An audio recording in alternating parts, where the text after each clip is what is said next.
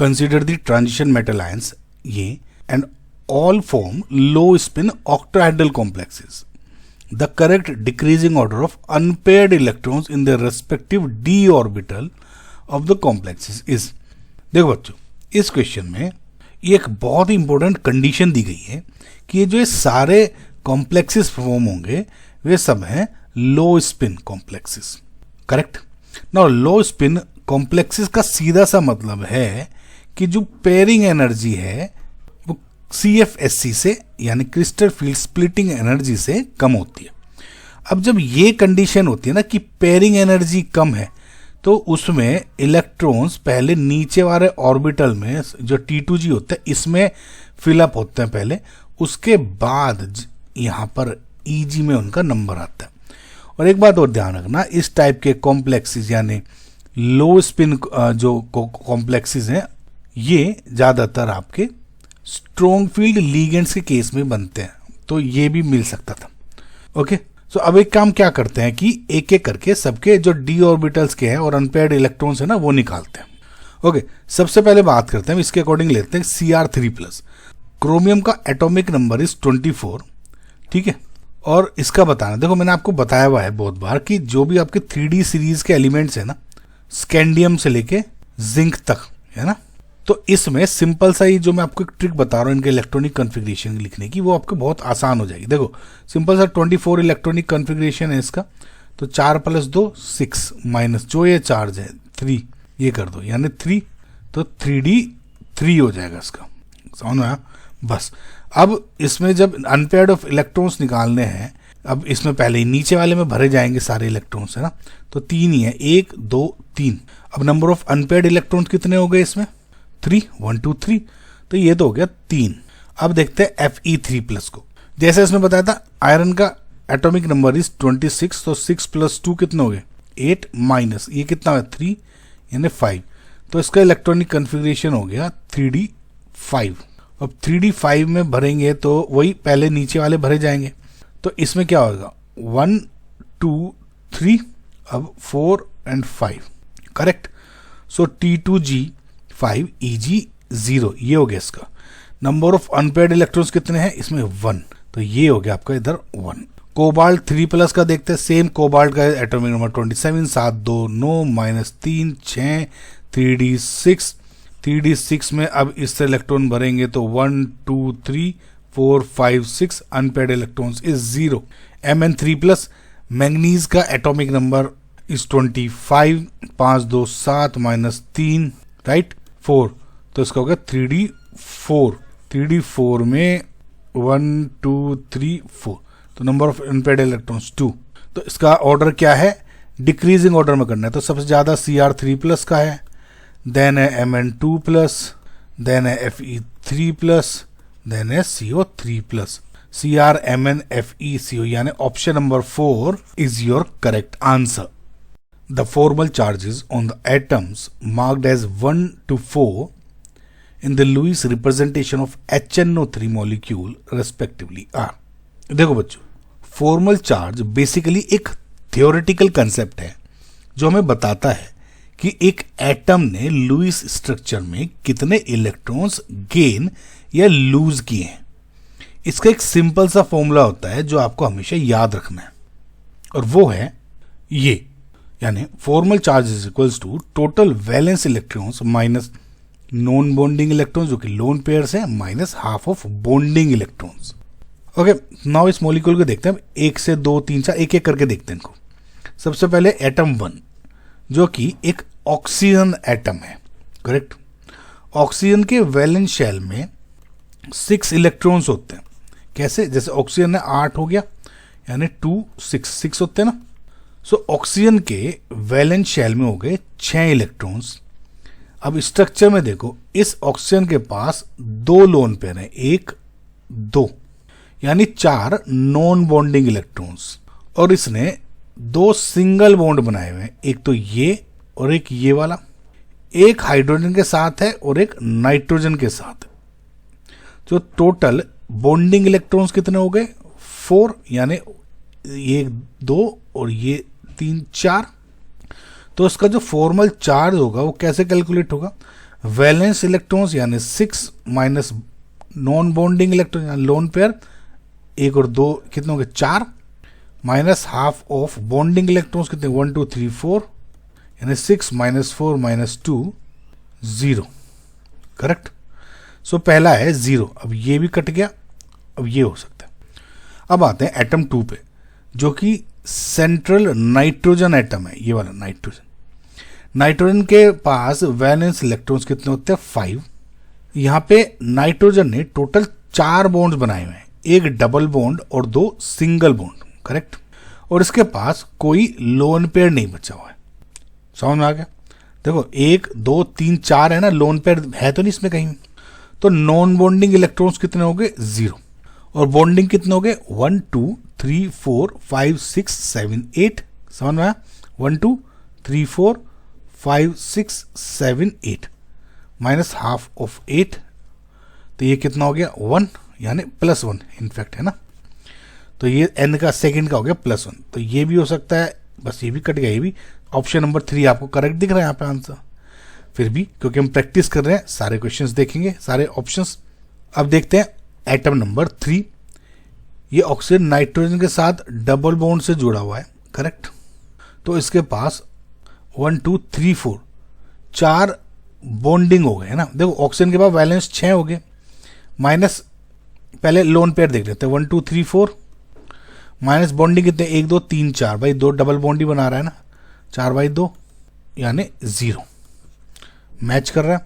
Similarly चौथा atom oxygen का देख लो, वैलेंस शेल में ऑक्सीजन कितने होते हैं 6, माइनस 1 2 3 4 5 6 हो गए लोन पेयर के, माइनस और बॉन्डिंग एक बॉन्ड बस ये बना रहा है 1 और 2, एक नाइट्रोजन के साथ बॉन्ड है ना सिंगल, तो 2 यानी हाफ ऑफ 2, तो ये कितना हो गया -1, मैचिंग।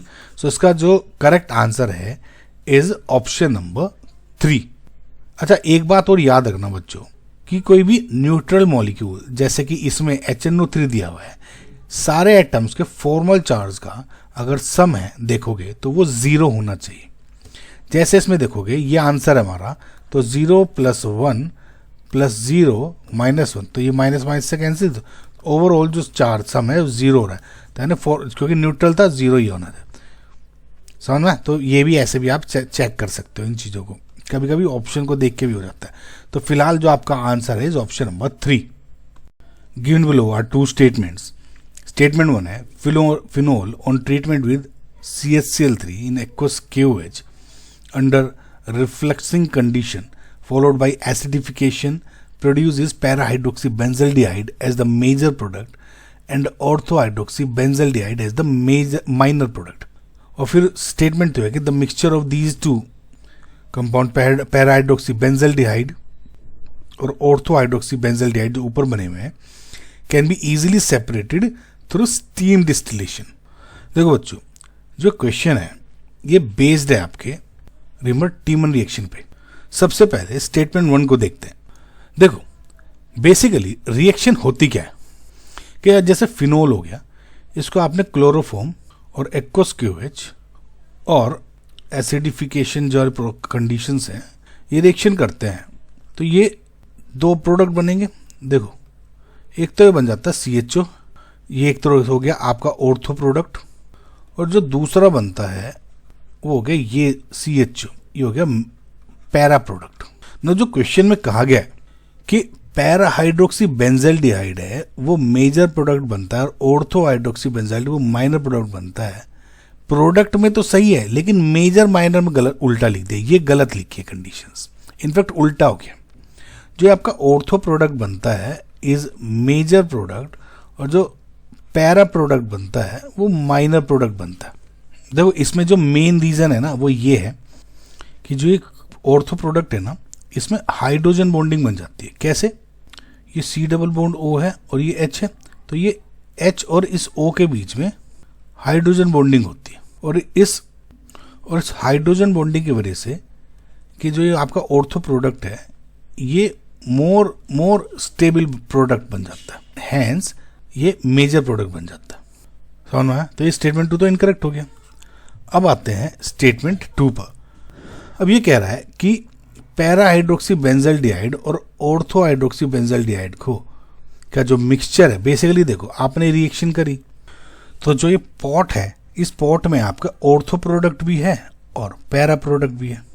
तो ये कह रहा है कि हम जो ये मिक्सचर है इसको स्टीम डिस्टिलेशन से इजीली सेपरेट कर सकते हैं, यानी कि ऑर्थो को अलग और पैरा को अलग। तो ये बात 100% सच है और इसके पीछे एक बहुत ही बढ़िया सा केमिकल लॉजिक है। देखो जो हमारा ऑर्थो आइसोमर है, यानी मतलब सैलिसल्डिहाइड हो गया ऑर्थो प्रोडक्ट, उसमें जैसे इसमें भी देख सकते हो उसमें इंट्रामोलिकुलर हाइड्रोजन बॉन्डिंग है, यानी मॉलिक्यूल के अंदर ही हाइड्रोजन बॉन्डिंग बनी हुई है। इसकी वजह से ये मॉलिक्यूल सेल्फ सेटिस्फाइड रहता है और दूसरे मॉलिक्यूल के साथ ज़्यादा नहीं जुड़ता, जिस वजह से ये स्टीम वोलेटाइल होता है और स्टीम के साथ निकल जाता है। समझ में? और अगर आप दूसरी तरफ इसका जो पैरा प्रोडक्ट है, ये वाला सेकंड, इसको देखते हो, उसमें इंटरमोलिक्यूलर हाइड्रोजन बॉन्डिंग होती है। करेक्ट? यानी जो ओ एच है ना, देख रहे हो, इसका एच और CHO का O आपस में ऐसे जुड़ेंगे। देखो ये इसका OH, ये CHO। अब दूसरा प्रोडक्ट है OH, ये OH क्या करेगा, C डबल बॉन्ड O इसके H से ऐसे ऐसे हाइड्रोजन बॉन्डिंग ऐसे है ना। तो इसमें इंटरमोलिक्यूलर हाइड्रोजन बॉन्डिंग होती है, यानी एक मॉलिक्यूल दूसरे मॉलिक्यूल के साथ बॉन्ड बनाता है। इससे एक बड़ी चेन जैसा स्ट्रक्चर बन जाता है जो कि हैवी हो जाता है और स्टीम वोलेटाइल नहीं रहता। ना इसी फिजिकल प्रॉपर्टी के डिफरेंस की वजह से कि ऑर्थो में इंट्रामोलिक्यूलर है जिसकी वजह से स्टीम वोलेटाइल है, और para product intermolecular hydrogen bonding जिसकी वजह से स्टीम वोलेटाइल नहीं है। इसी फिजिकल प्रॉपर्टी के डिफरेंस की वजह से हम इन दोनों को स्टीम डिस्टिलेशन से अलग कर सकते हैं। ओके, सो यानी जो आपका स्टेटमेंट 2 है is correct. So statement 1 is false but statement 2 is true, यानी आपका जो correct answer is option number 4। The energy required by electrons present in the first Bohr orbit of hydrogen atom to be excited to second Bohr orbit is, और जो आपको energy required बतानी है is should be in joule per mole. देखो बच्चों, ये जो question है बेसिकली आपका बोहर्स मॉडल पर बेस्ड है। करेक्ट ना? क्वेश्चन हमसे पूछ रहा है कि हाइड्रोजन एटम के पहले ऑर्बिट यानी n=1 से दूसरे ऑर्बिट यानी n=2 में इलेक्ट्रॉन को भेजने के लिए कितनी एनर्जी चाहिए होगी, यानी यहां से 1 से 2 पे इस इलेक्ट्रॉन को मैं कितनी एनर्जी दूं कि ये जंप होकर इस वाले ऑर्बिट में आ जाए ना। सबसे पहले आपको इसमें एनर्जी, ये जो दो शेल्स है इसका एनर्जी का डिफरेंस निकालना होता है। क्यों? बिकॉज भाई उतनी एनर्जी दूंगा ना जब जितनी इसका डिफरेंस होगा तभी यहां पाएगी। करेक्ट? सो वी नो कि del E is equals to RH into 1/n1² minus 1/n2²। यहां पे ध्यान देने वाली बात यह है कि हमें जो ये RH यानी रिडबर्ग कांस्टेंट की वैल्यू दी गई है इज ये, और अर्ग्स में दी गई है, और क्वेश्चन में हमें जूल पर मोल में आंसर दिया। अगर आप इसकी एनर्जी निकालो तो del E is equals to 2.18 into 10⁻11, ये अर्ग्स में है याद रखना, इंटू 1/1², ये n1 हो गया, और ये n2 माइनस 1/2², यानी 2.18 इंटू 10⁻11 इंटू 1 माइनस 1/4, या 2.18 इंटू 10⁻11 इंटू 1 माइनस इंटू 3/4, और जो आप सोल्व करोगे इसकी वैल्यू आ जाएगी आपकी 1.635 इंटू 10⁻11 अर्ग्स। एक बात ध्यान रखना बच्चों कि जब आप इस फॉर्मूले से वैल्यू निकालते हो तो आपकी जो वैल्यू आती है वो अर्ग्स या जूल पर एटम में आती है। ठीक है, एक बात ध्यान रखना, ये बहुत इंपॉर्टेंट बात है नोट करने की। ये आती है अर्ग्स पर एटम, यानी पर एटम की जो शेल है उसके अकॉर्डिंग है। अब क्योंकि इसमें ये मैंने इसलिए स्पेसिफिकली आपको बताया क्योंकि क्वेश्चन में जूल पर मोल बताना है। ये जो एनर्जी है वो पर एटम है। ठीक है, तो यहाँ पे आप एटम लिख दोगे तो स्पेसिफिकली आपका सही रहेगा। अगर जूल में ही पूछा होता आंसर तो अलग हम एटम इग्नोर भी कर सकते थे यहाँ पे। सो ये आ गई अर्ग्स पर एटम।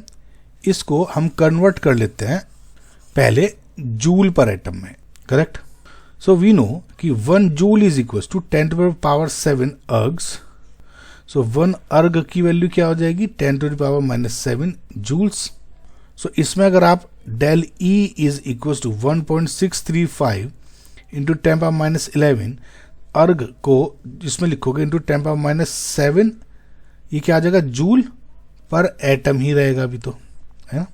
अब क्या हुआ, ये तो एक एटम की बात हुई, हमें एक मोल के लिए निकालना है। तो एक मोल में कितने एटम होते हैं, 1 mole is equal to Na, right, यानी अवोगाड्रो नंबर यानी 6.023 या 22 कर दो इंटू 10⁻23 एटम्स। ओके, सो इसको कैसे लिख सकते हो आप, 35 इंटू 10⁻, ये कितना होगा -18 जूल पर एटम मल्टीप्लाई बाई, देखो जूल पर एटम है, करेक्ट। आपको क्या चाहिए, जूल पर मोल। मेरे पास जूल पर एटम है, राइट। तो मैं अगर एटम पर मोल से मल्टीप्लाई कर दूं इसको तो ये वैल्यू आ जाएगी एटम डिवाइड बाई मोल से। सो इसको अगर मैं 6.022 इंटू 10⁻22 एटम्स कितने में, पर मोल में, एक मोल में इतने एटम्स होते हैं, समझ में, ये कर दूं तो एटम गया, ये आ गया, तो बस ये क्या हो जाएगा, del E is equals to 1.635 into 6.022 into 10⁻4 joule per mole. और इसको जब आप सोल्व करोगे तो 9.835 इंटू 10⁻5 जूल पर मोल आ जाएगा लगभग, ठीक है। सो फिलहाल जो आपका करेक्ट आंसर है इसमें ऑप्शन नंबर 2 हो गया। समझ में आ गया बच्चों कैसे करना है, बहुत जरूरी चीज है, आपको एडजस्ट करना है यूनिट्स को। So option number 2 is your correct answer.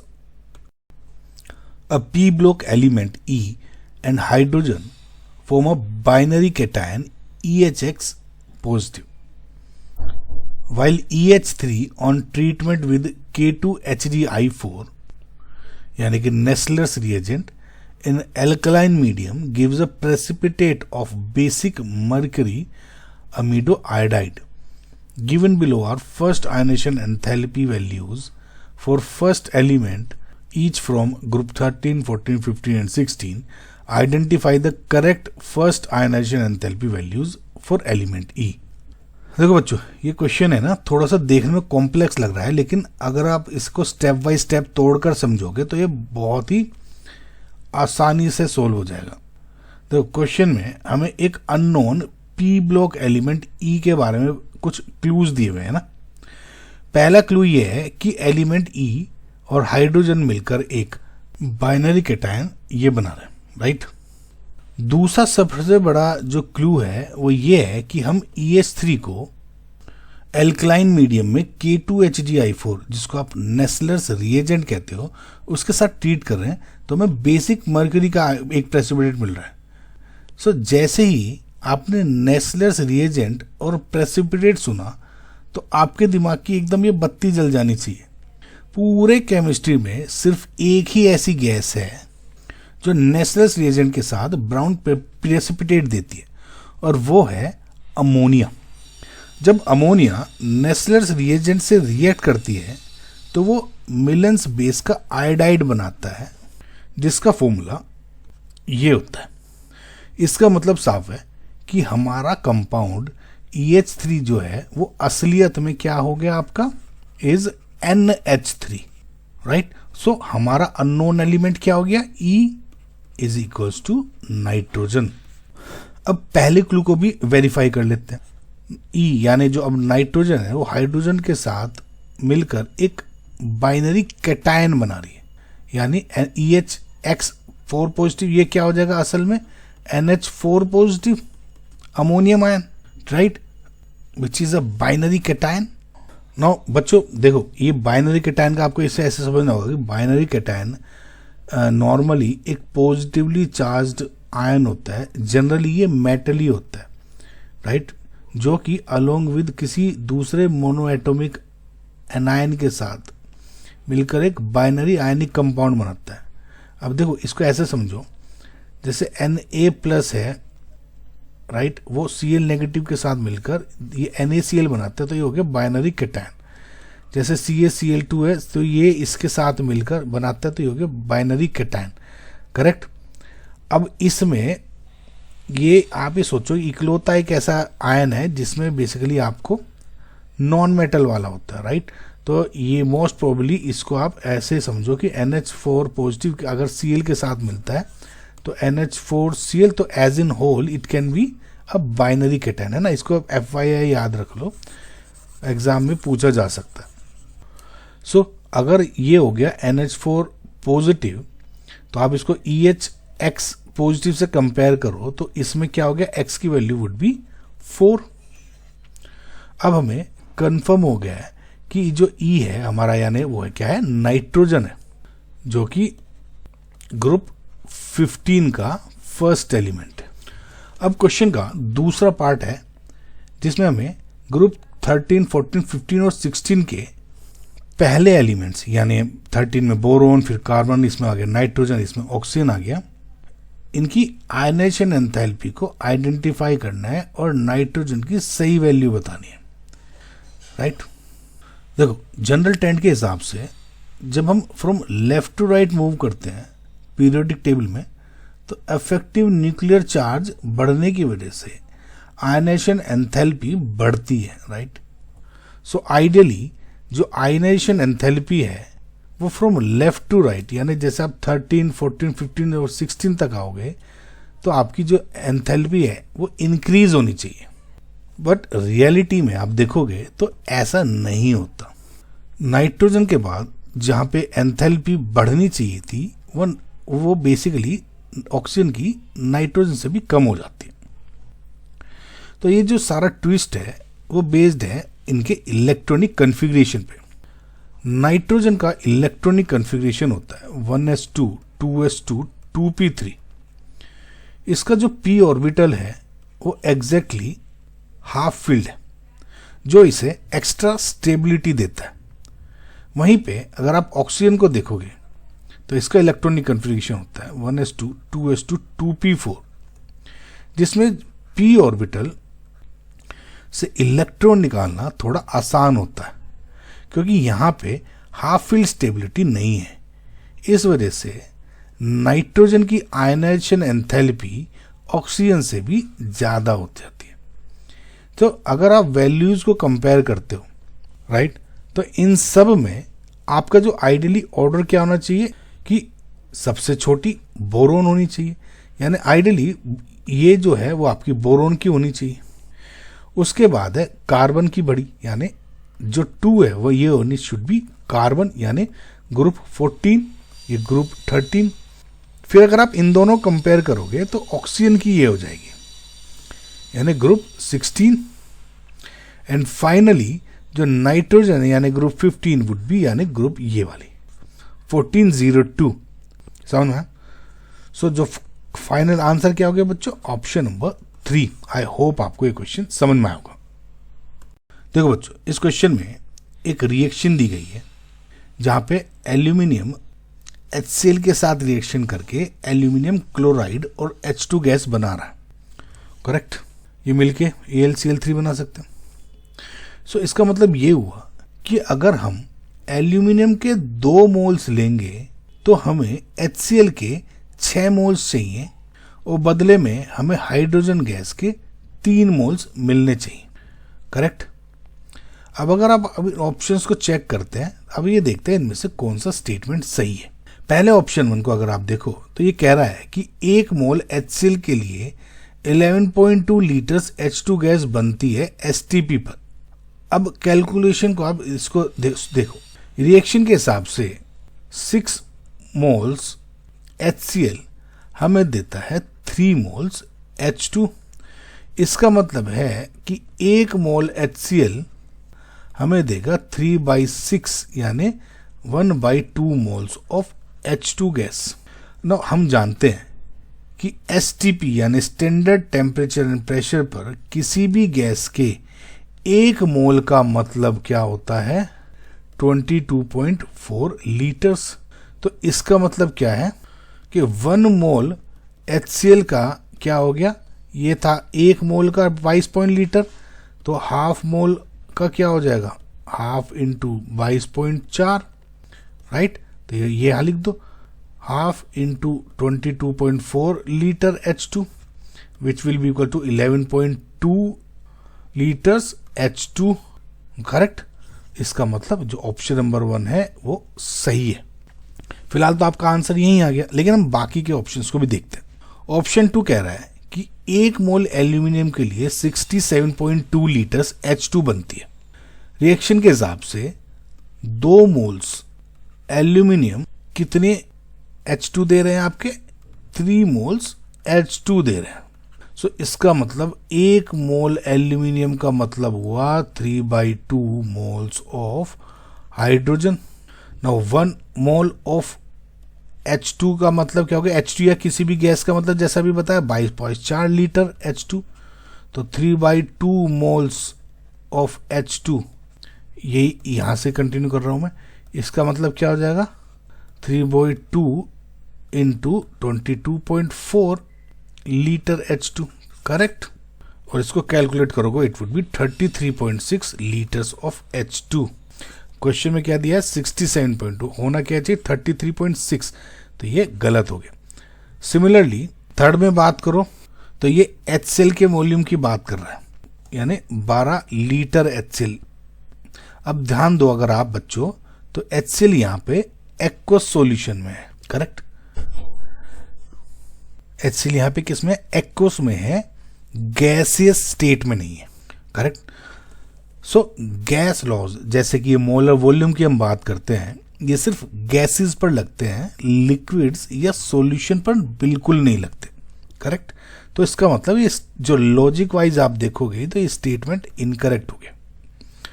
अब आते हैं स्टेटमेंट ऑप्शन नंबर 4 पर। ये कह रहा है कि 33.6 लीटर H2 गैस बनती है regardless of temperature and pressure. अब देखो ये जो क्वेश्चन है ना, इस पे सबसे बड़ा ज्यादा बच्चे कंफ्यूजन हो सकते हैं। गैस का वॉल्यूम हमेशा टेम्परेचर और प्रेशर पर डिपेंड करता है।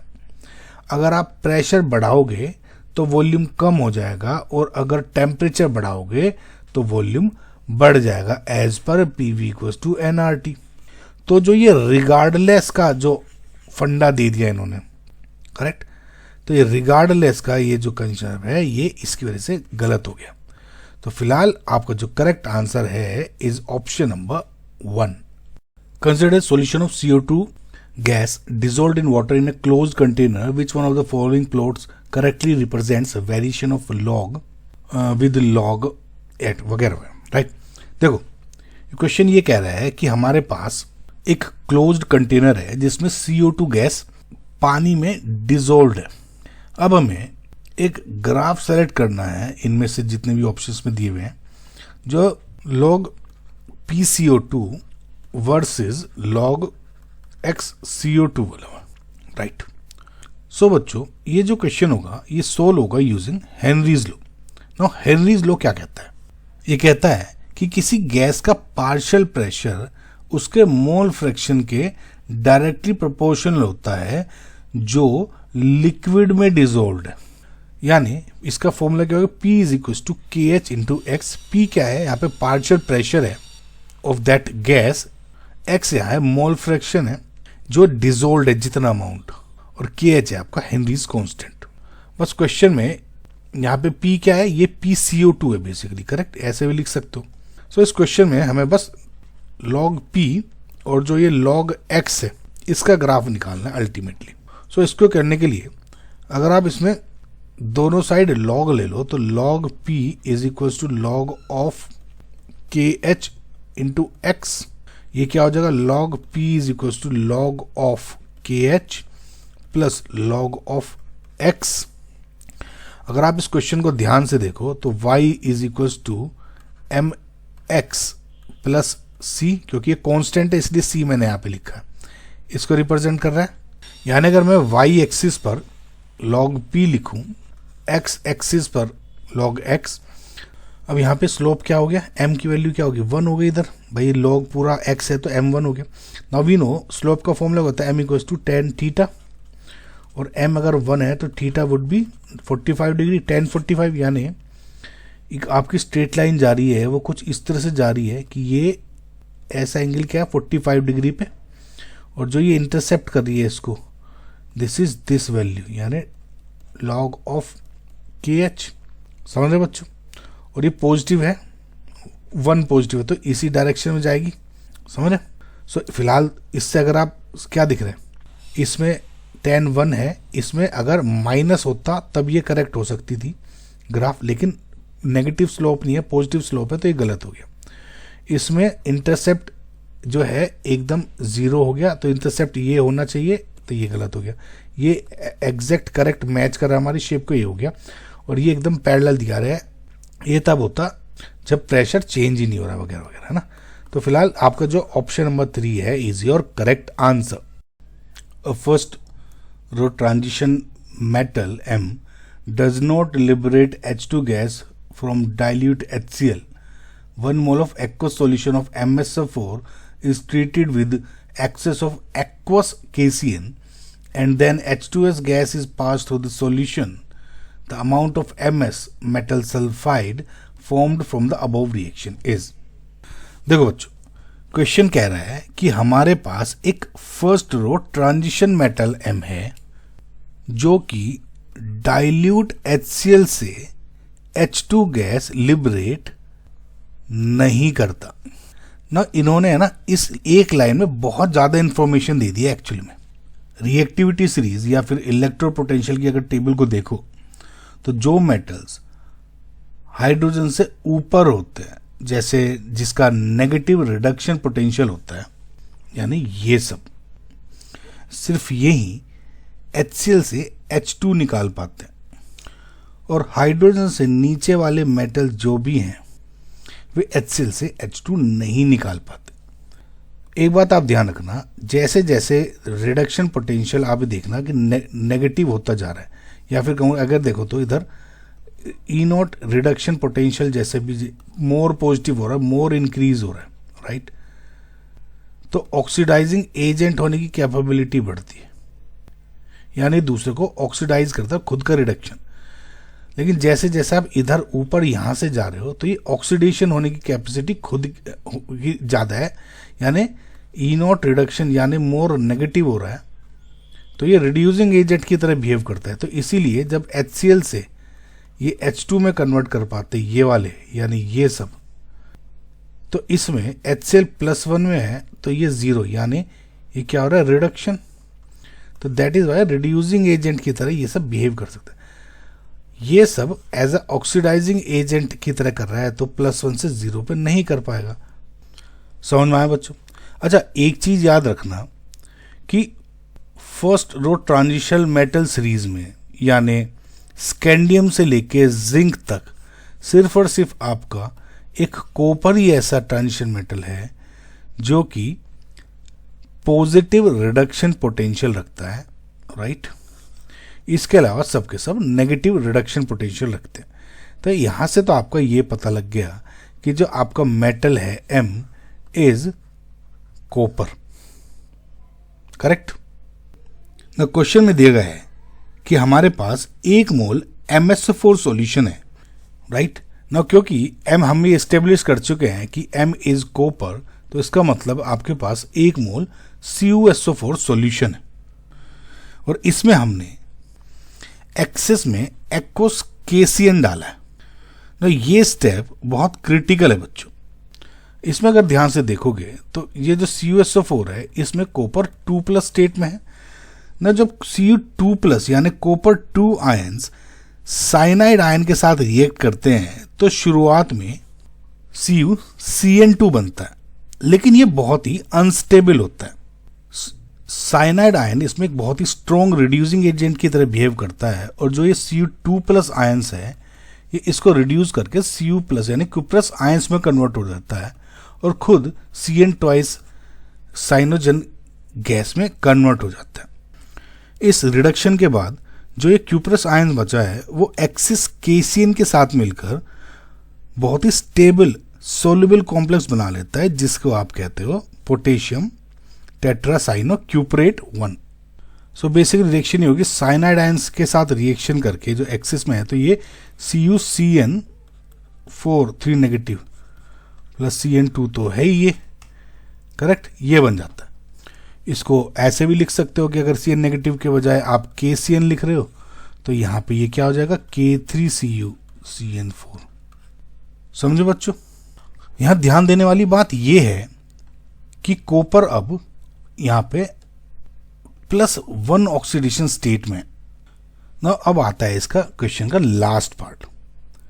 इसमें कहा गया है कि इस कॉम्प्लेक्स सॉल्यूशन में हमने H2S गैस पास की।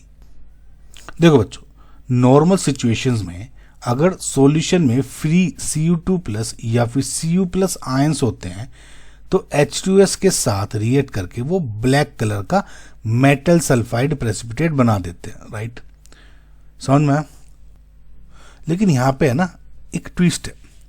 ये जो कॉम्प्लेक्स बनता है ना बच्चों, ये इतना ज्यादा स्टेबल होता है कि जब ये कॉम्प्लेक्स बना है ना तो थोड़ा सा भी फ्रीली भी अवेलेबल Cu+ या Cu2+ सॉल्यूशन में नहीं है। भाई अल्टीमेटली आपका क्वेश्चन Cu2+ से स्टार्ट हुआ था, जिसमें आपने CN नेगेटिव डाला, करेक्ट, और CuSO4 ही बन रहा गया था, और फिर CN नेगेटिव ने इसको फर्दर रिड्यूस करके, क्योंकि ये थोड़ा अनस्टेबल था, Cu+ में कन्वर्ट कर दिया था इसमें। ना ये Cu+ जो है वो basically was existing as a complex, और कॉम्प्लेक्स कौन सा, ये वाला ना, क्योंकि ये ही बनाता, ये जो इसी से बना है, ये इतना ज्यादा स्टेबल बनता है कि ये जितना भी Cu+ है ना, सब का सब इस कॉम्प्लेक्स में कन्वर्ट हो जाता है।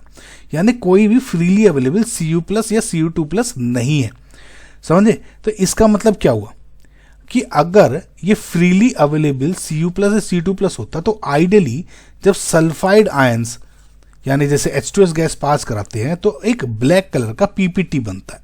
लेकिन बिकॉज ये जो आपका कॉम्प्लेक्स बना वो इतना ज्यादा स्टेबल है कि H2S गैस उसे तोड़ नहीं पाती। दिख रहा है? यानी कि साइनाइड आयंस ने कॉपर को इतनी कस के पकड़ा हुआ है कि सल्फाइड आयंस उनके करीब नहीं जा पाते या उनको छीन नहीं सकते इस कॉम्प्लेक्स से। सो इस वजह से सॉल्यूशन में कोई भी प्रेसिपिटेट नहीं बनता, और प्रेसिपिटेट बनता तो किसका बनता, इन मेटल सल्फाइड्स का, समझ में? सो अगर कोई रिएक्शन हुई नहीं है और कोई प्रेसिपिटेट बना ही नहीं है तो फॉर्म्ड मेटल सल्फाइड की अमाउंट कितनी होगी? भाई जब मेटल सल्फाइड बना ही नहीं है तो अमाउंट कितना होगा? 0, अंडा। सो इसका मतलब जो आपका करेक्ट आंसर है is option number 4। The correct order of reactivity of CH3Br in methanol with the following nucleophiles is. देखो बच्चों, जो क्वेश्चन है ये आपके 2 टॉपिक्स पर बेस्ड है, जिनको आप बोलते हो न्यूक्लियोफिलिसिटी और सोल्वेशन।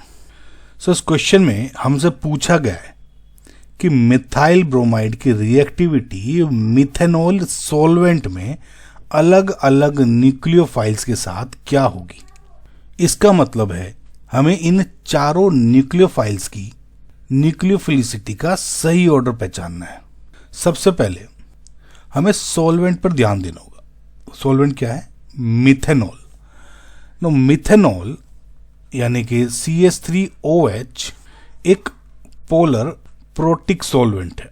पोलर प्रोटिक सॉल्वेंट्स की खासियत ये होती है कि ये छोटे आयंस, खास करके जैसे फ्लोराइड यानी F नेगेटिव, इनको बहुत ही बुरी तरीके से हाइड्रोजन बॉन्डिंग के जरिए सोलवेट यानी कि केज कर लेती है।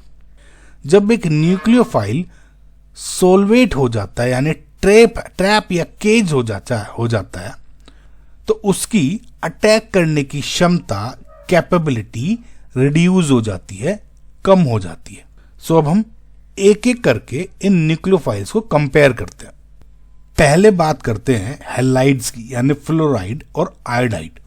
नॉर्मल केस में फ्लोराइड ज्यादा बेसिक है, लेकिन मिथेनॉल जैसे प्रोटिक सॉल्वेंट में फ्लोराइड बहुत ज्यादा सोलवेट हो जाता है, जबकि आयोडाइड का साइज बड़ा होने की वजह से वो कम सॉल्वेट होता है और उसकी पोलराइजेबिलिटी बहुत हाई होती है। इसलिए प्रोटिक सॉल्वेंट में या जैसे पोलर प्रोटिक सॉल्वेंट में आयोडाइड हमेशा फ्लोराइड से बेहतर न्यूक्लियोफाइल होता है। समझ में आया? तो हमारे ऑर्डर में आई नेगेटिव एफ नेगेटिव से ऊपर आएगा। अब बात करते हैं अलग दूसरे न्यूक्लियोफाइल्स की, यानी इथॉक्साइड और यानी ये और फिनोक्साइड आयन यानी ये। इन दोनों में से इथॉक्साइड एक स्ट्रॉन्ग बेस है कि इसमें कोई रेजोनेंस नहीं है, वेयर एज फिनोक्साइड में जो नेगेटिव चार्ज है वो बेंजीन रिंग के साथ रेजोनेंस में चला जाता है, जिसकी वजह से ऑक्सीजन पर इलेक्ट्रॉन डेंसिटी कम हो जाती है। हम जानते हैं कि जनरल टर्म में एक स्ट्रॉन्ग बेस एक अच्छा न्यूक्लियोफाइल होता है अगर एटम्स सेम ग्रुप के ना हो, है ना। तो इसलिए C2H5O नेगेटिव की न्यूक्लियोफिलिसिटी C6H5O नेगेटिव से ज्यादा होगी। लेकिन अब सवाल यह है कि हैलाइड्स और ऑक्सीजन बेस्ड न्यूक्लियोफाइल्स में से कौन जीतेगा। प्रोटिक सॉल्वेंट में न्यूट्रल या बड़े साइज के आयंस ज्यादा रिएक्टिव होते हैं। आयोडाइड आयंस की पोलराइजेबिलिटी इतनी ज्यादा होती है कि वो किसी भी ऑक्सीजन बेस्ड न्यूक्लियोफाइल से बेहतर परफॉर्म करता है। उसके बाद आता है इथॉक्साइड आयन, क्योंकि ये एक बहुत स्ट्रॉन्ग बेस है, और उसके पीछे आएगा फिनोक्साइड आयन और सबसे एंड में रह जाता है एफ नेगेटिव, क्योंकि वो मिथेनॉल में पूरी तरह से लॉक हो चुका है। अब सवाल ये है कि हमें कभी कभी इसमें कंफ्यूज हो सकते हो आप कि इनमें से यही ऑर्डर सेलेक्ट करना है। नहीं, देखो बच्चों, कभी कभी आपको अगर कंफ्यूज भी होना तो आपको ऐसे सोचो, देखो I negative is greater than F negative, ये तो स्टेबलिश हो चुका है। अब क्योंकि सभी में ही आई नेगेटिव मोर है तो ये तो स्टेबलिश्ड हो गया। अब इसमें एफ नेगेटिव को इन दोनों से ऊपर दिखाया हुआ है। पहली बात तो C2H5O नेगेटिव इससे ज्यादा है, तो ये यहां पे इसकी वजह से कट गया। ओके, सिमिलरली ये वाला ऑप्शन, ये वाला कट गया यहां पे। ओके, अब बात आई है ऑप्शन नंबर 2 और इसकी। तो वी शुड नो, क्योंकि सॉल्वेशन की वजह से भैया O नेगेटिव इसमें कुछ तो अवेलेबल थे, F नेगेटिव तो क्या बिल्कुल ही ट्रैप्ड है, तो इस वजह से इट शुड बी मिनिमम। समझ में? सो इसी वजह से आपका option number 2 is your correct answer. So बच्चों, ये क्वेश्चन में मैच लिस्ट 1 विद लिस्ट 2 है, और फर्स्ट लिस्ट में इसमें थर्मोडायनामिक प्रोसेसेस दिए हैं जो कि हैं work done, internal energy change या एंथैल्पी चेंज, और इनका बेसिकली जो वैल्यूज दी हुई ना, इनके अकॉर्डिंग इनकी वैल्यूज कैलकुलेट करनी है, मैग्नीट्यूड।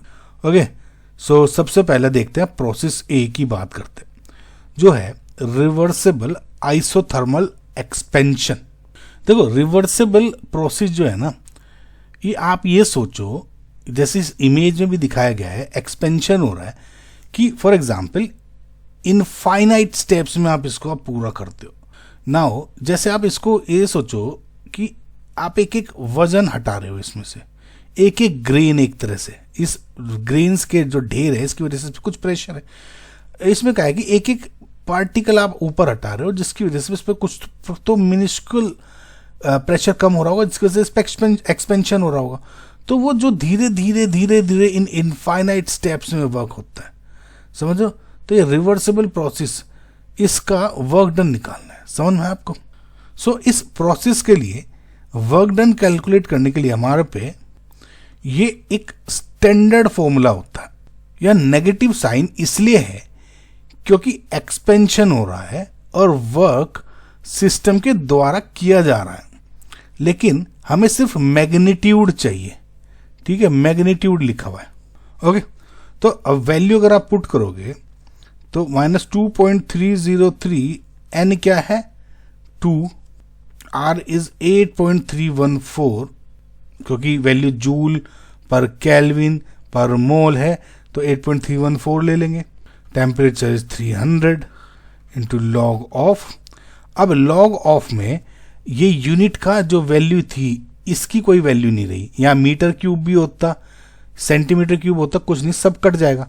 तो बस आपको 20/2, V2 20 है और V2 है, ये लिखना है।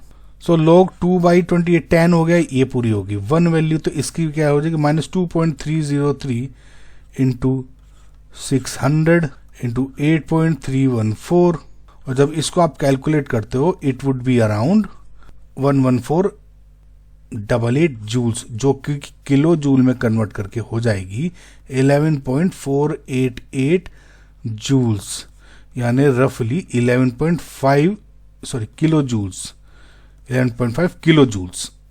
यानी ए का मैच हो रहा है ऑप्शन नंबर 2। ए का 2 मैच करता है, ये भी कट गया and this is also cut. Second is work done in irreversible isothermal expansion. No इसमें अनलाइक इरिवर्सिबल जिसमें आप एक एक ग्रेन हटा रहे थे, इसमें जो बोझ है आपका, जो वजन है, वो आग तरह से आपने एकदम से हटा दिया और एकदम से सडन मूवमेंट होता है, समझ में आया? इसमें सडन मूवमेंट होगा एक्सपेंशन में। सो इसके लिए अगेन वही जो वर्क डन की वैल्यू हो जाएगी -P external into V2 -V1। Again क्योंकि मैग्नीट्यूड चाहिए तो नेगेटिव साइन आपको, क्योंकि इसमें कोई वैल्यू इतनी रही नहीं है। तो pressure, external pressure is 3 kilo pascal, V2 is 3 metre cube 1, यानी 3 - 1, और अगर मैं नेगेटिव साइन हटा के मैग्नीट्यूड ये लिखूं तो 3 × 10³ पास्कल इंटू 2 मीटर क्यूब, और ये हो जाएगा 3 × 2 = 6 इंटू 3000, ये 1000, और pascal metre cube. Now we know कि 1 pascal metre cube is equals to 1 joules, तो 6000 जूल्स हो गया। किलो जूल्स में चाहिए तो it would be 6 kilo joules, यानी कि जो ऑप्शन नंबर ये 3 है, बी का 3 मैच कर रहा है। ये भी कट गया, यानी ऑप्शन नंबर 2 दिख रहा है यहां से। नेक्स्ट स्टेप देखते हैं सारे, यानी change in internal energy for adiabatic expansion. देखो इसमें आपको इंटरनल एनर्जी चेंज यानी डेल यू की वैल्यू निकालनी है एक एडियाबेटिक एक्सपेंशन के लिए। एडियाबेटिक का मतलब है कोई हीट एक्सचेंज नहीं है, यानी Q = 0 है। सो इंटरनल एनर्जी चेंज का फॉर्मूला हमेशा del U = NCV del T होता है, चाहे प्रोसेस कोई भी हो। सो हमें N की वैल्यू 1 मोल दी हुई है, राइट। CV जो है 3/2R है और del T दिया हुआ है 320। तो इससे इसकी वैल्यू अगर आप रखो तो del U = 1 × 3/2R, यानी 8.314 हो जाएगी इंटू 320।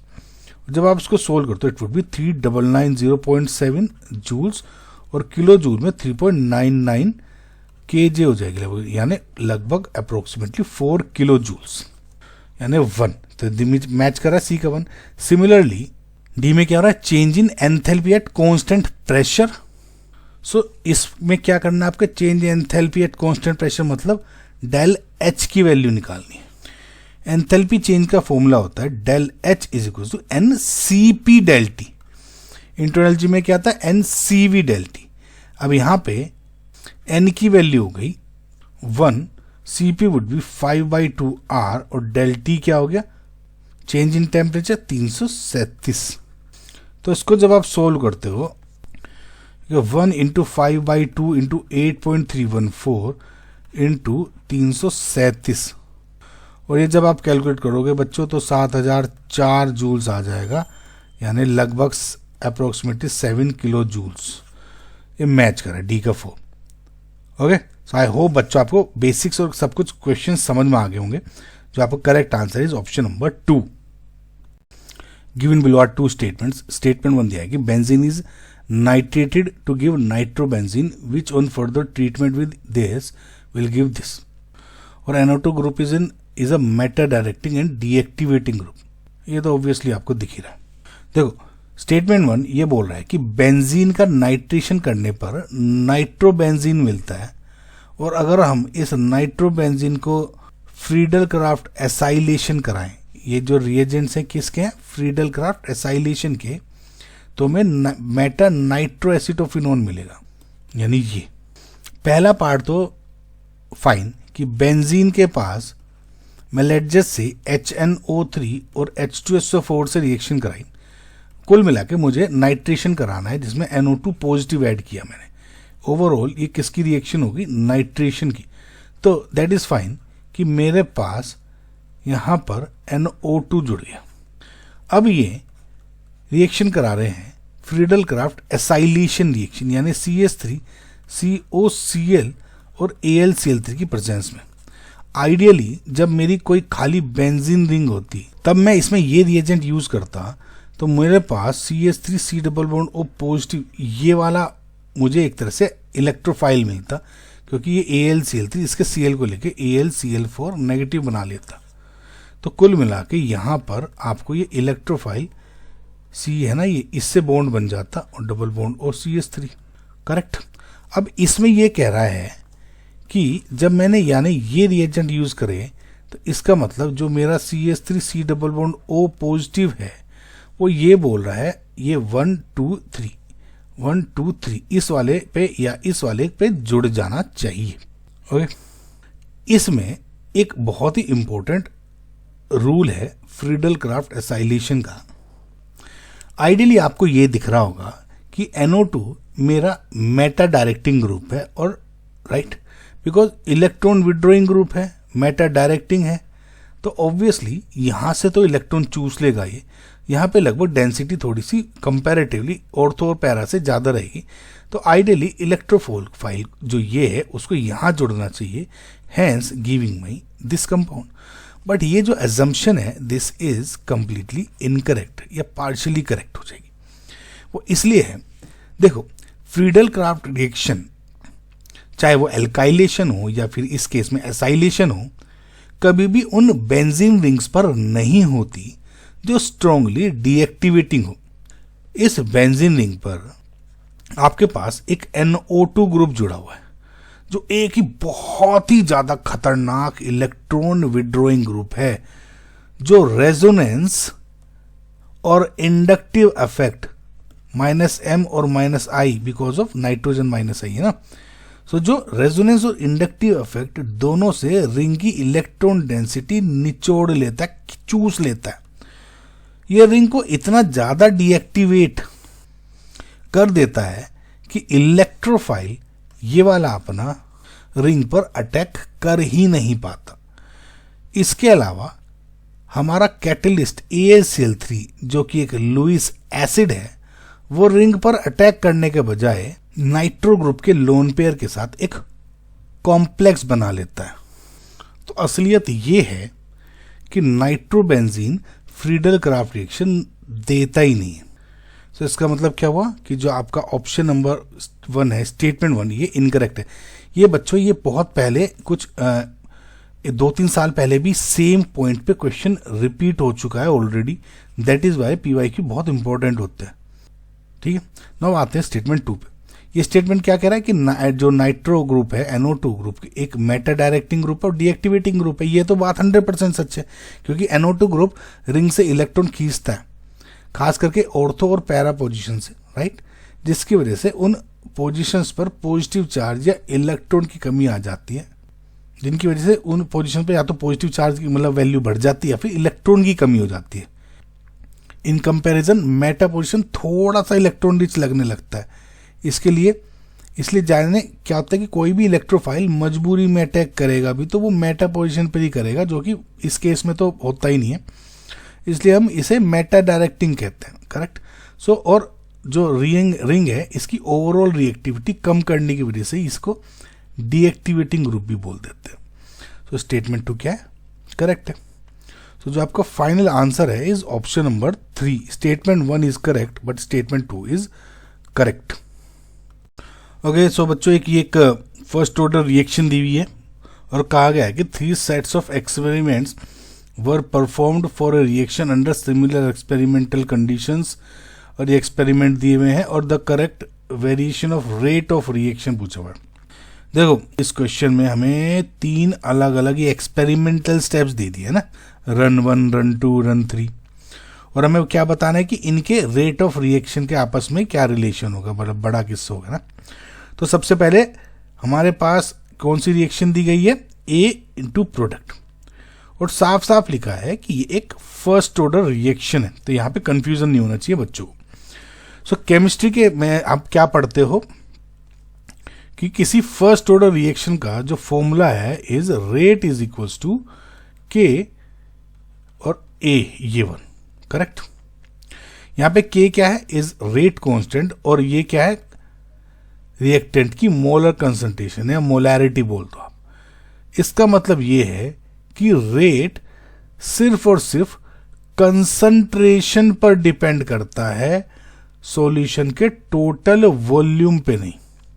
ओके, सो रन 1 में हमारे पास 100 ml सॉल्यूशन है और उसकी कंसंट्रेशन दी गई है 10 m।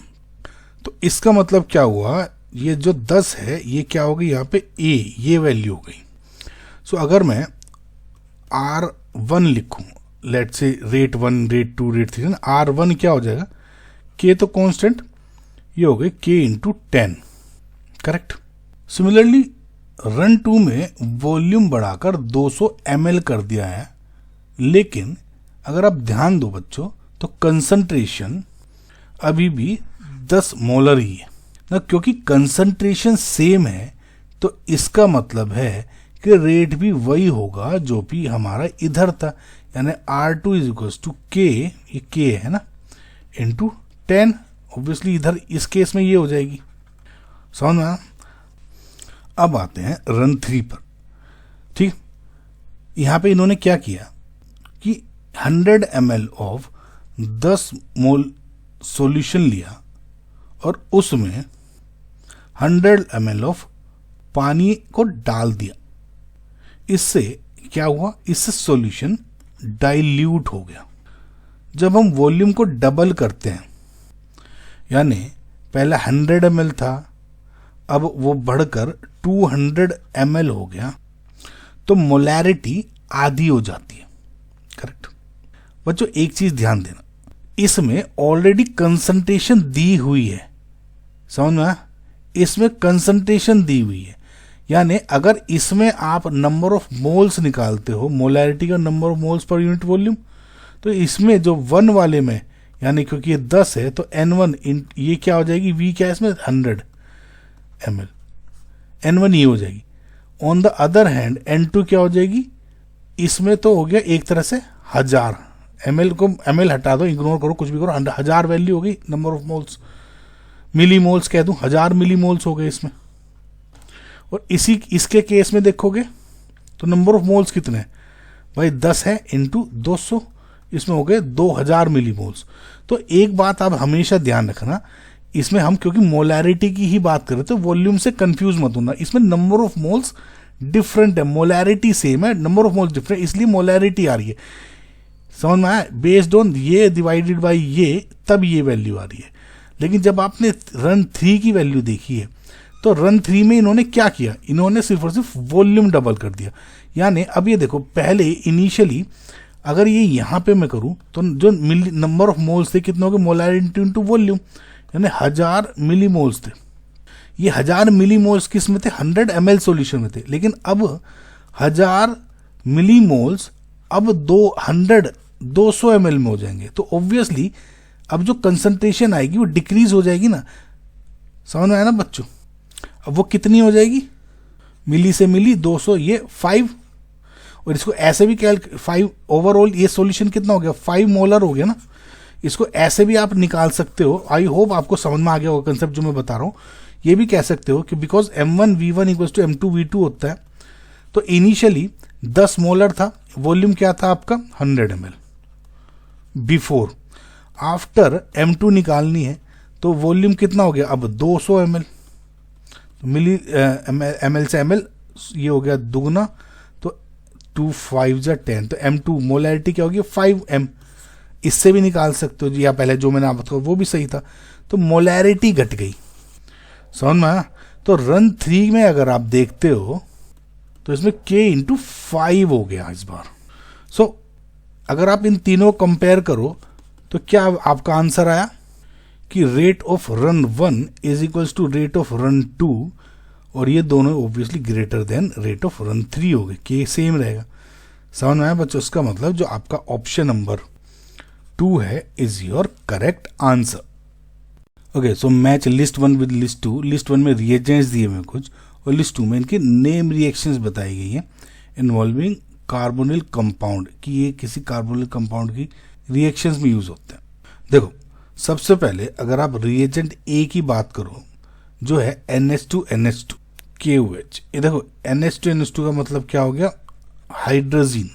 ठीक है, देखो NH2NH2 यानी हाइड्रोजन इन KOH, ये जो कॉम्बो है ये यूज होता है आपका वोल्फ किश्नर रिएक्शन में। इस रिएक्शन में क्या होता है कि जब हम किसी एल्डिहाइड या कीटोन को इस रिएक्टेंट इस कॉम्बो के साथ रिएक्शन करते हैं ना, तो पहले हाइड्रोजोन बनता है और फिर बेस यानी QH और इथाइलिन ग्लाइकोल की प्रेजेंस में हीट करने पर वो पूरा का पूरा कार्बोनिल ग्रुप एक मिथाइलिन ग्रुप में चेंज होता है। सो कुल मिला के ये जो C डबल बॉन्ड O है ना, ये चेंज होता है CH2 में, यानी आपका जो एल्डिहाइड है या फिर कीटोन होगा वो सीधा एल्केन बन जाता है। समझ में आया? सो ए का कौन सा हो गया, ऑप्शन नंबर 3, यानी ये भी कट गया, ये भी कट गया। अब आता है रिएजेंट बी पे जो है AgNH3 ट्वाइस OH, और इसको हम प्यार से क्या बोलते हैं, टोलेंस रिएजेंट या फिर अमोनियकल सिल्वर नाइट्रेट सॉल्यूशन। देखो सिंपल सी बात है, जहां भी आपको ये Ag सिल्वर दिख जाए ना, सिंपल सा आप समझ लो टोलेंस रिएजेंट ही होगा। ठीक है, ये जो टोलेंस रिएजेंट है ये बहुत ही माइल्ड ऑक्सीडाइजिंग एजेंट होता है जो एल्डिहाइड्स को पहचानने के काम आता है। जब हम एल्डिहाइड में ये रिएजेंट डालते हैं ना, तो एल्डिहाइड ऑक्सीडाइज होकर कार्बोक्सिलेट आयन में बदल जाता है और सिल्वर आयंस यानी Ag+ जो इसमें होंगे ना, वो रिड्यूस होकर मेटालिक सिल्वर में कन्वर्ट हो जाते हैं। तो जो टेस्ट ट्यूब है ना, इसकी दीवारों पर यहाँ पे एक चमकती हुई लेयर बन जाती है जिसको आप क्या बोलते हैं, सिल्वर मिरर टेस्ट। तो ये आप याद रखना कि ये जो टेस्ट है ये सिर्फ और सिर्फ एल्डिहाइड देते हैं, कीटोन्स नहीं देते। तो फिलहाल बी का क्या हो गया, टोलेंस रिएजेंट 1। ठीक है, मैच कर रहा है, ये भी कट गया। आपको ऑप्शन नंबर 1 ही करेक्ट दिख रहा है, बाकी के भी देख लेते हैं। सो रिएजेंट सी क्या हो गया, एक्वस CuSO4 और सोडियम पोटेशियम टार्ट्रेट इन KOH। So sodium potassium tartrate को आप रोशेल सॉल्ट भी बोलते हो। सो बच्चों, जो ये पूरा का पूरा सेटअप है ना, पूरे सेटअप को आप मिलाकर फेलिंग सॉल्यूशन बोलते हो। इसमें 2 पार्ट्स होते हैं, फेलिंग A यानी CuSO4 वाला पार्ट हो गया जो, ओके, और फेलिंग्स B यानी जो ये टार्ट्रेट वाला पार्ट हो गया। सो जब हम इसे किसी एलिफेटिक एल्डिहाइड्स के साथ गर्म करते हैं तो नीले रंग का सॉल्यूशन एक रेड ब्राउन प्रेसिपिटेट जो कि होता है Cu2O का, इसमें बदल जाता है। टोलेंस की तरह जो टोलेंस टेस्ट देते हैं ना, उसी की तरह ये भी कीटोन्स के साथ रिएक्ट नहीं करते। ठीक है, तो फिलहाल हमारा सी क्या है, 4 मैच कर रहा है। लास्ट डी यानी ZnHg और HCl। ZnHg इसको आप क्या बोलते हो, zinc amalgam. Okay, so zinc amalgam और कंसंट्रेटेड HCl दिया हुआ है बेसिकली, और इसको जो ये रिएजेंट्स है, इस जो रिएक्शन है इसे बेसिकली आप क्लीमेंसन रिडक्शन बोलते हो। ठीक है, अब ये है ना क्लीमेंसन रिडक्शन और वोल्फ किश्नर रिएक्शन है ना, दोनों ही एक तरह से भाई भाई हैं, क्योंकि दोनों का है ना एक ही काम है, C डबल बॉन्ड O को हटाकर CH2 में इसमें रिड्यूस कर देता है। ठीक है, यानी कार्बोनिल ग्रुप को मिथाइलिन ग्रुप में चेंज कर देता है, ये काम है इसका। बस फर्क क्या है, फर्क ये है कि क्लीमेंसन जो है ये एसिडिक, HCl दिख रहा है, ये एसिडिक मीडियम में हो रहा है, और वोल्फ किश्नर किस में हो रहा है, QH दिख रहा है, ये हो रहा है बेसिक मीडियम में। सो अगर आपका मोलिक्यूलर एसिड सेंसिटिव है तो हम वोल्फ किश्नर प्रेफर करते हैं। ओके, तो जो करेक्ट आंसर क्या है, स्टिल आपका ऑप्शन नंबर 1 ही आ रहा है। Okay, given below are 2 statements. Statement 1 दिया गया है, the halogen that makes longest bond with hydrogen in HX has the smallest covalent radius in its group। और स्टेटमेंट 2 है, a group 15 elements hydride EH3 has the lowest boiling point among corresponding hydrides of other group 15 elements, the maximum covalency of that group of that element E is 4. तो सबसे पहले बात करते हैं statement 1 की. ये स्टेटमेंट बोल रहा है कि वो हेलोजन जो हाइड्रोजन के साथ सबसे लंबा बॉन्ड बनाता है उसकी कोवेलेंट रेडियस अपने ग्रुप में सबसे छोटी होती है. अब बच्चों इसमें थोड़ा सा लॉजिक लगा के देखो. हेलोजन का ग्रुप बोला हुआ है यानी ग्रुप 17, जिसमें हम ऊपर से नीचे जाते हैं तो फ्लोरीन, क्लोरीन, ब्रोमीन और आयोडीन आते हैं. जैसे जैसे हम नीचे जाते हैं नंबर ऑफ शेल्स बढ़ने की वजह से कोवेलेंट रेडियस बढ़ जाती है.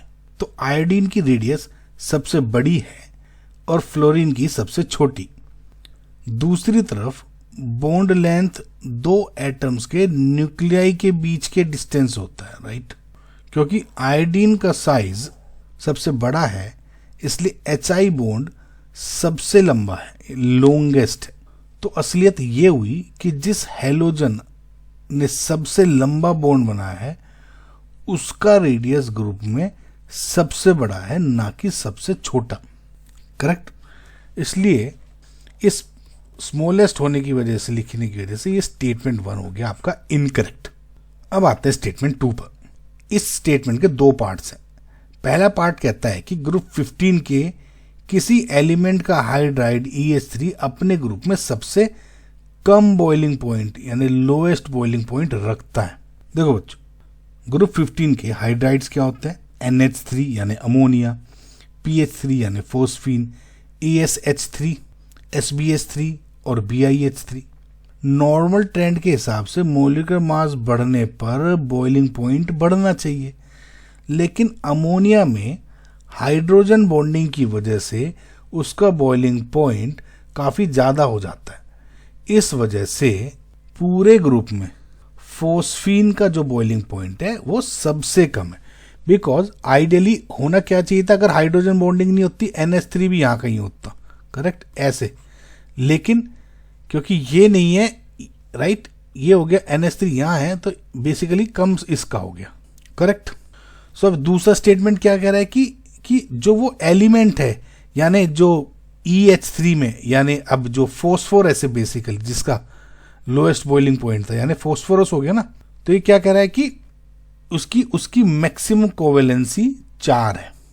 अब यहां पे आपको थोड़ा सा ध्यान देना. फोस्फोरस थर्ड पीरियड का एलिमेंट है और इसके पास वैकेंट d ऑर्बिटल होता है, करेक्ट.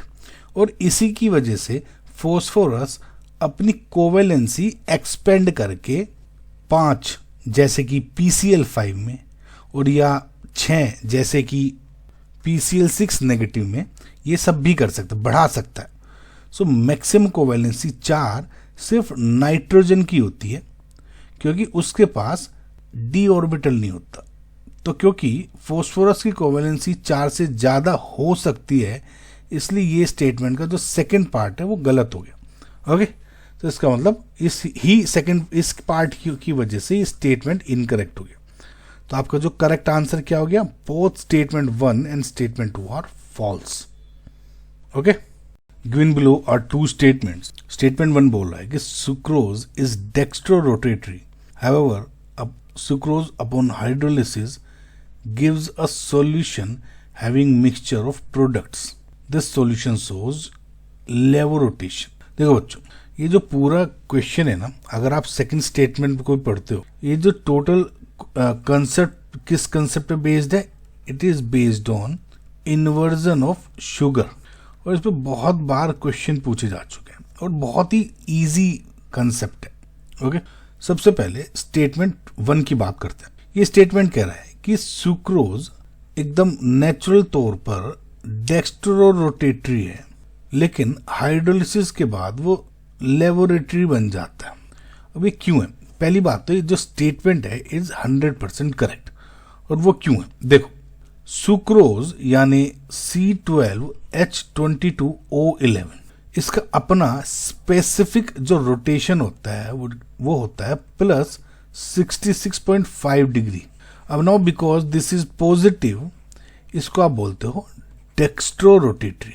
ओके, जब हम इसका हाइड्रोलिसिस करते हैं ना, यानी इसमें वाटर और थोड़ा सा एसिड डाल दो, ओके, ओवरऑल क्या कर दिया आपने इसका हाइड्रोलिसिस, तो ये दो मोनोसेक्राइड्स में कन्वर्ट हो जाता है या टूट जाता है। ये दिस इज डाइसेक्राइड, यानी पहला क्या होता है C6H12O6 यानी ग्लूकोज, और दूसरा भी क्या हो गया C6H12O6, इसका क्या नाम हो जाता है फ्रक्टोज। समझ में?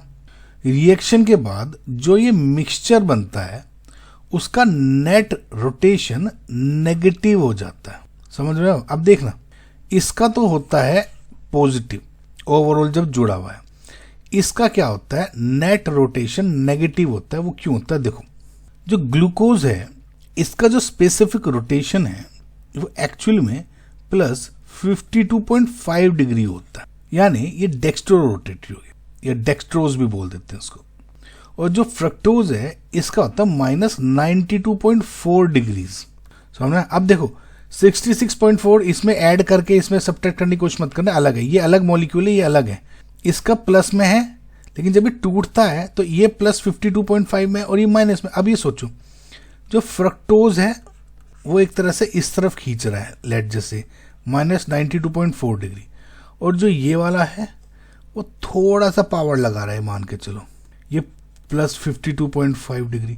तो ओवरऑल ये मान के चलो कि इसका पुल इस तरफ ज़्यादा है, तो ओवरऑल क्या हो जाता है इधर, यानी ओवरऑल नेट ये कम डिग्री घुटा रहा है, ये ज़्यादा घुमा रहा है, तो नेट जो घड़ी घूमती है नेट घड़ी नेगेटिव की ज़्यादा तरफ घूम जाती है ना, लेबोरेटरी की तरफ ज़्यादा घूम जाती है। समझ में आया? तो इसकी वजह से ये जो स्टेटमेंट क्या हो गया सही हो गया।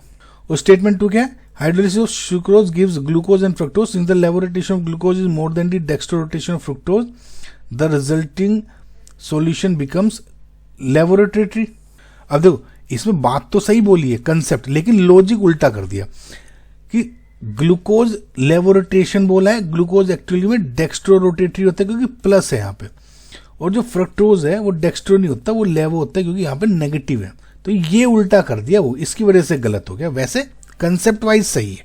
तो इसका मतलब जो स्टेटमेंट 1 है वो आपका ट्रू हो गया, बट स्टेटमेंट 2 इज फॉल्स, यानी जो आपका ऑप्शन नंबर 4 है is your correct answer. A is a neutral organic compound. On treatment with aqueous this A forms a compound B which is soluble in dilute acid. देखो बच्चों, जितने भी compounds हैं सबकी Br2KOH के साथ रिएक्शन हो रही है जो कि सोल्यूबल है डाइल्यूट एसिड में। तो Br2KOH या Br2OH नेगेटिव सिंपल यही पढ़ोगे भी ना, तो आपको ये कौन सी रिएक्शन दिख रही है? This is Hoffmann bromide reaction. तो हॉफमैन ब्रोमाइड रिएक्शन में बेसिकली जो ये अमाइड्स होते हैं ना, प्राइमरी अमाइड्स, बेसिकली ये कन्वर्ट हो जाते हैं प्राइमरी अमाइंस में, मतलब ये हट गया, और N जो है वो NH2 होना चाहिए, 2 H से जुड़ा होना चाहिए। ठीक है ना? हाउ इसमें अगर आप देखते हो तो ये सेकेंडरी अमाइड है, 2 कार्बन से जुड़ा है 1 से, तो ये तो होगा नहीं, यानी ये सब हो सकते हैं। अब क्योंकि ये बोला है A forms a compound which is soluble in dilute acid, तो ये जो बी बना मेरा, इनमें से कोई सा भी अगर देखूं मैं, इनमें से अगर कोई सा भी लूं, ये सब बन गए सेकंड, थर्ड और फोर्थ में, करेक्ट। अब इन्होंने कहा है बी ऑन ट्रीटमेंट, ये आपका है be on treatment with aqueous NaNO2HCl produce a compound C which on treatment with CuCN NaCN produces D। देखो, जब आप किसी भी अमाइन को NaNO2HCl के साथ रिएक्शन करते हो तो इट इज डाइएजोटाइजेशन वाली रिएक्शन। सिंपल सा, आप जो NH2 है इसको N ट्रिपल बॉन्ड N से रिप्लेस कर दो। बाकी जो इन्होंने CuCN NaCN की रिएक्शन कराई है, it's nothing but your Sandmeyer reaction, right, जिसमें ये जो N ट्रिपल बॉन्ड N है ये रिप्लेस होकर Cn में रिप्लेस हो जाता है, राइट। तो बस आपको क्या करना है, इस NH2 को हटाकर Cn से रिप्लेस करना है, यानी ये हो गया। अब इन्होंने कहा ये हो गया D। ये hydrolysis of D produces E which is also obtainable from the hydrolysis of A। इन सब का देखो, CN है, मैंने आपको बहुत बार इसमें ट्रिक भी बताई हुई है कि जैसे CN होता है ना, इसका हाइड्रोलिसिस करते हो तो ये बॉन्ड ब्रेक कर दिया करो। अब क्योंकि HOH में अगर देखोगे तो ऑक्सीजन ज़्यादा इलेक्ट्रोनेगेटिव है, तो इलेक्ट्रॉन जो पेयर है इसके पास होता है, तभी ये जब ब्रेक होता है ये H पॉजिटिव और OH नेगेटिव में होता है। तो कुल मिला के जब ये ब्रेक होगा तो ये 3 बॉन्ड होंगे और N के पास 3 बॉन्ड, ये मान के चलो। तो जो पॉजिटिव वाला पार्ट था इसमें भी क्या है, ये नेगेटिव ये पॉजिटिव, तो पॉजिटिव के पास नेगेटिव चला जाएगा OH, और इसके पास पॉजिटिव, नेगेटिव के पास पॉजिटिव, करेक्ट। तो अभी मेरी इस वाली की ज़रूरत है। एक कार्बन पर एक से ज़्यादा OH अनस्टेबल होता है तो ये H2O निकल जाता है और ये क्या बन जाता है, C डबल बॉन्ड OH। तो यानी C triple bond N upon hydrolysis किस में हो गया, कन्वर्ट कार्बोक्सिलिक एसिड में। यानी ये सब किस में हो जाएंगे चेंज, ये इसमें कन्वर्ट हो गए बच्चों। अब ये कह रहा है कि इन सब का भी अगर आप हाइड्रोलिसिस करते हो तो सेम ही कंपाउंड बनेगा। अगर आप इसका हाइड्रोलिसिस करोगे तो इन सब में भी अगर आप ध्यान से देखोगे तो ये क्या, जो NH2 है ना, बस सिंपल OH में कन्वर्ट हो जाएगा जब इनका हाइड्रोलिसिस करते हो। तो यानी ये भी COOH, ये भी COOH, तो अल्टीमेटली सेम बन गया। अब आगे बोला है ई on treatment with acidified KMnO4 produces F। देखो जो ये रिएक्शन है एसिडिफाइड KMnO4 के साथ करने वाली, तो इसमें क्या होगा, जैसे CH3 है और ये KMnO4 के साथ रिएक्शन कर रहे हो तो कार्बन के साथ जैसे अगर सिंगल एक H भी जुड़ा हुआ है ना तो ये COOH में इसको कन्वर्ट कर देता है ऑक्सीडाइज करके, करेक्ट। तो जब ये ऐसा होगा तो ये इसको COOH में कन्वर्ट कर देगा, इसको COOH में कन्वर्ट कर देगा और इसको भी कर देगा। अब ये कह रहा है कि जो ये F बना contains 2 different types of hydrogen atoms. अब इसका क्या मतलब है, देखो 2 टाइप्स के चाहिए ना, तो ऐसा हो जाएगा, देखो भाई एक एक हाइड्रोजन तो ये वाले टाइप के हो गए, ठीक है, और दूसरे इन कार्बन्स पे जुड़े हुए हैं। कार्बन्स की सिमेट्री देखो, अगर मैं देखो एक तरीका आप ऐसे कैलकुलेट कर सकते हो, इन हाइड्रोजन्स को अगर देखोगे तो रेस्पेक्टिव COOH की पोजीशन आप देख सकते हो। इसमें एक पॉइंट पे है, इसमें 1 2 तीसरे पॉइंट पे, तो 1 3, इसमें 1 2, इसमें 1 2, तो 2 2 वाले पोजीशन हो गए।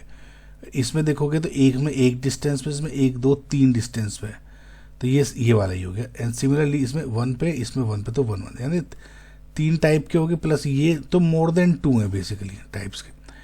सिमिलरली इसमें देखते हो तो एक टाइप का तो HH हो गए और बाकी का अगर इन पोजीशन पे देखो तो एक पोजीशन पे है और एक 2 पोजीशन है ना, तो 1 2 कह सकते हो। इसमें 1 1 2 1 2, 1 1 2 1 2, इसका देखोगे एक पोजीशन पे COOH, तो एक तो कुल मिला के इस ये पूरा का पूरा इतना सिमेट्रिक कंपाउंड है कि इसमें सारे हाइड्रोजन्स है ना सेम पोजीशन वाले लग रहे हैं, है ना। तो एक तो ये हो गया, एक और एक इस टाइप के कंपाउंड हाइड्रोजन जो कार्बन से जुड़े हैं, तो इसमें 2 टाइप के हो गए। सिमिलरली इसमें देखते हो तो एक तो ये हो गए और इसमें 1 और 1 2 3 4, इसमें 1 2 1 2 3, इसमें 1 2 3 1 2, तो 2 3 तो यही हो गया है ना। तो इसमें 1 और 1 2 3 4, तो 1 4 ये भी सेम है, तो यानी 1 2 3 है, 3 हो गया, इसमें अगेन ग्रेटर देन 2। तो फिलहाल इसमें 2 टाइप्स के किस में आ गए, ऑप्शन नंबर इसमें, ये कौन सा था, 3rd। तो आई होप बच्चा आपको समझ में आया होगा, बहुत लेंथी क्वेश्चन था, ठीक है। तो इसी तरह से आपका जो करेक्ट आंसर है is option number 3। The correct order of the rate of reaction of the following reactants with nucleophile by SN1 mechanism is. देखो बच्चों इस क्वेश्चन में हमें 4 डिफरेंट ऑर्गेनिक कंपाउंड दिए गए हैं और हमें उनकी रिएक्टिविटी का ऑर्डर बनाना है। सबसे पहले SN1 मैकेनिज्म का एक बेसिक रूल याद करो कि रिएक्शन की रेट पूरी तरह से जो इंटरमीडिएट आपका कार्बोकैटायन बनता है उसकी स्टेबिलिटी पे डिपेंड करता है। इसका मतलब कि जिस रिएक्टेंट से सबसे स्टेबल कार्बोकैटायन बनेगा उसकी रिएक्शन सबसे फास्ट होगी, यानी stability of carbocation direct proportional to the rate of reaction, ठीक है। फॉर SN1 की बात हो रही है। तो एक एक करके देखते हैं। सबसे पहला कंपाउंड, आप एक काम करो, यहाँ से जाने के बजाय यहाँ से देखो, यहाँ से आपको थोड़ा ज़्यादा समझ में आ जाएगा ताकि ईजी रहेगा। देखो सबसे पहले अगर आप इस कंपाउंड 4 को देखो, जब इससे एक Br नेगेटिव निकलता है एज अ लीविंग ग्रुप, तो ये पीछे इस तरह का कार्बोकेटायन बन जाता है, जहाँ पे 3 बेंजीन रिंग के साथ जो एक कार्बोकेटायन है, ये पॉजिटिव चार्ज है, रेजोनेंस में है। ये इतना ज़्यादा स्टेबल है कि इसे ट्राइटिल कैटायन बोलते हो। इस स्टेबिलिटी की वजह से जो 4 है ये बहुत ज़्यादा स्टेबल होगा। आइडियली इसकी स्टेबिलिटी सबसे ज़्यादा होनी चाहिए। ठीक है, अभी इसको देखो, जब हम ऑप्शन 3 को देखते हो जो कि एक सिंपल सा टर्शरी ब्यूटाइल ब्रोमाइड है, इसका जब कार्बोकेटायन बनेगा तो यानी ये पॉजिटिव चार्ज यहाँ आ जाएगा। अब इस जो एक कार्बोकेटायन है ये because of these 3 alpha hydrogens, right, इनके हाइपर कंजुगेशन की वजह से ये बहुत ज़्यादा स्टेबल हो जाता है ना। हाइपर कंजुगेशन की वजह से स्टेबिलिटी तो बढ़ गई, लेकिन रेजोनेंस वाला जो 4 है अपना, इसके सामने थोड़ा सा स्टेबिलिटी इसकी पीछे ही रह जाती है। तो अगर मैं स्टेबिलिटी का भी ऑर्डर बता रहा हूँ ना, तो 4th ज़्यादा है, अभी 3rd से तो ज़्यादा है ही है। समझ में आ गया। अब बात आती है आपकी 1st और 2nd की। इसे मैंने जानबूझ के नहीं बनाया था। देखो ये दोनों ब्रिज्ड सिस्टम्स हैं, इन्हें ध्यान से देखो तो, और इन पे अप्लाई होता है ब्रेडिट्स रूल। और ये रूल क्या कहता है कि एक ब्रिज्ड सिस्टम के ब्रिज हेड कार्बन पर कभी भी कार्बोकेटायन या फिर डबल बॉन्ड स्टेबल नहीं होता, बन नहीं सकता। यानी ब्रिज हेड कार्बन कौन, जिसपे ब्रिज बने हुए हैं ये और ये, तो इस पे क्या है, कार्बोकेटायन कभी भी स्टेबल नहीं होता है, बन ही नहीं सकता। क्योंकि रीज़न क्या है, क्योंकि वहाँ पे है ना, देखो क्या होता है कि जब कार्बोकेटायन बनता है ना आपका, जैसे CH3 पॉजिटिव, तो ये एक प्लेनर स्ट्रक्चर होता है, planar.